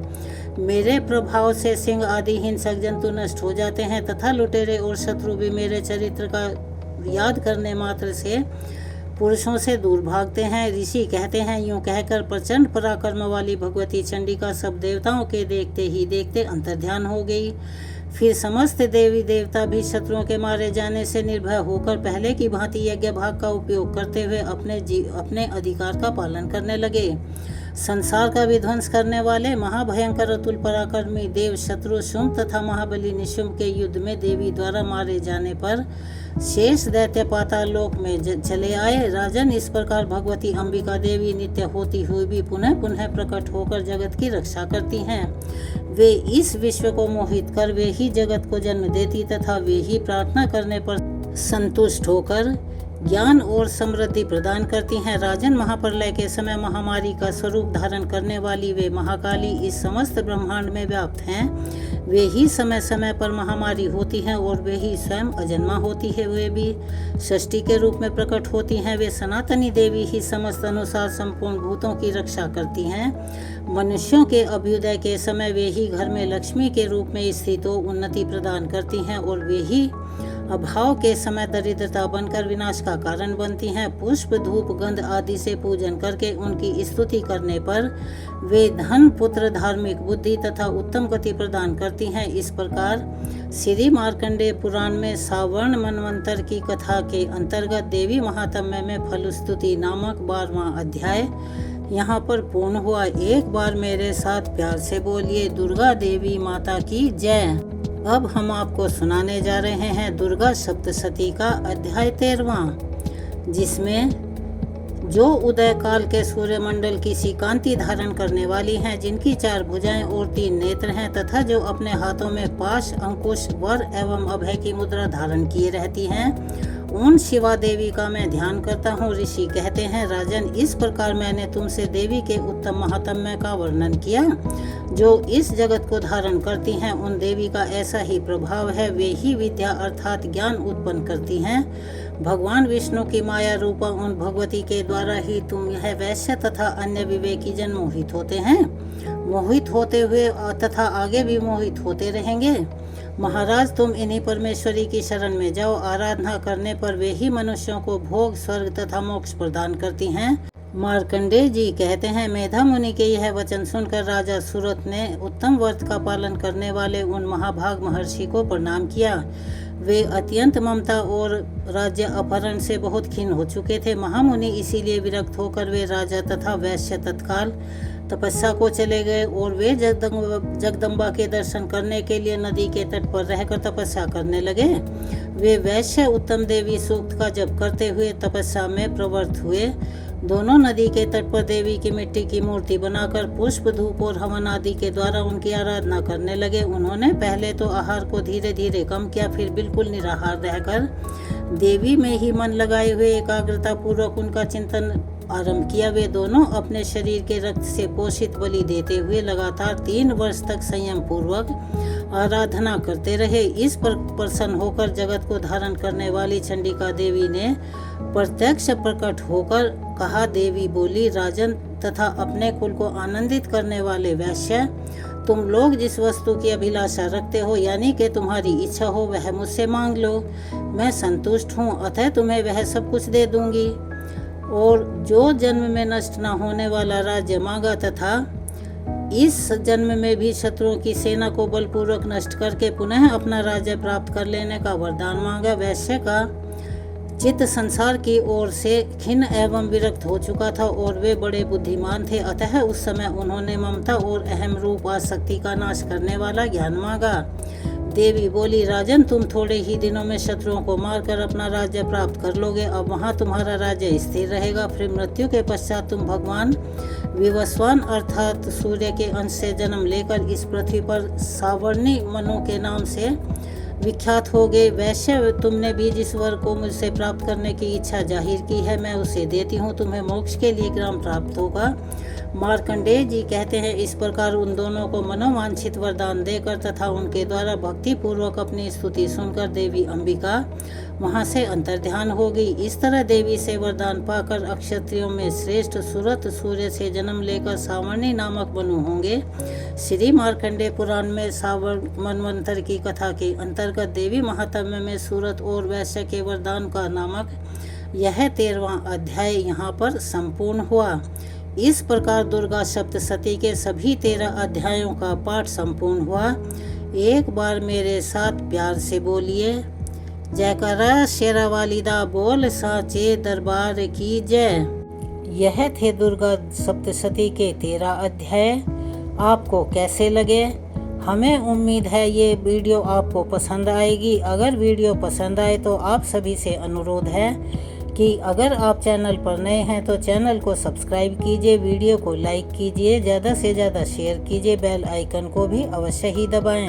अपना सहयोग और प्यार हमें ऐसे ही प्रदान करते रहिएगा, क्योंकि यह हमारे लिए अनमोल होता है। कमेंट्स बॉक्स में जय माता दी, ओम नमो दुर्गाए नमः लिखना ना भूलें। मिलते हैं अगली वीडियो में एक और नई कथा के साथ। एक बार मेरे साथ प्यार से बोलिए, जयकारा शेरा वालिदा बोल सांचे दरबार की जय। आप सभी का बहुत बहुत धन्यवाद।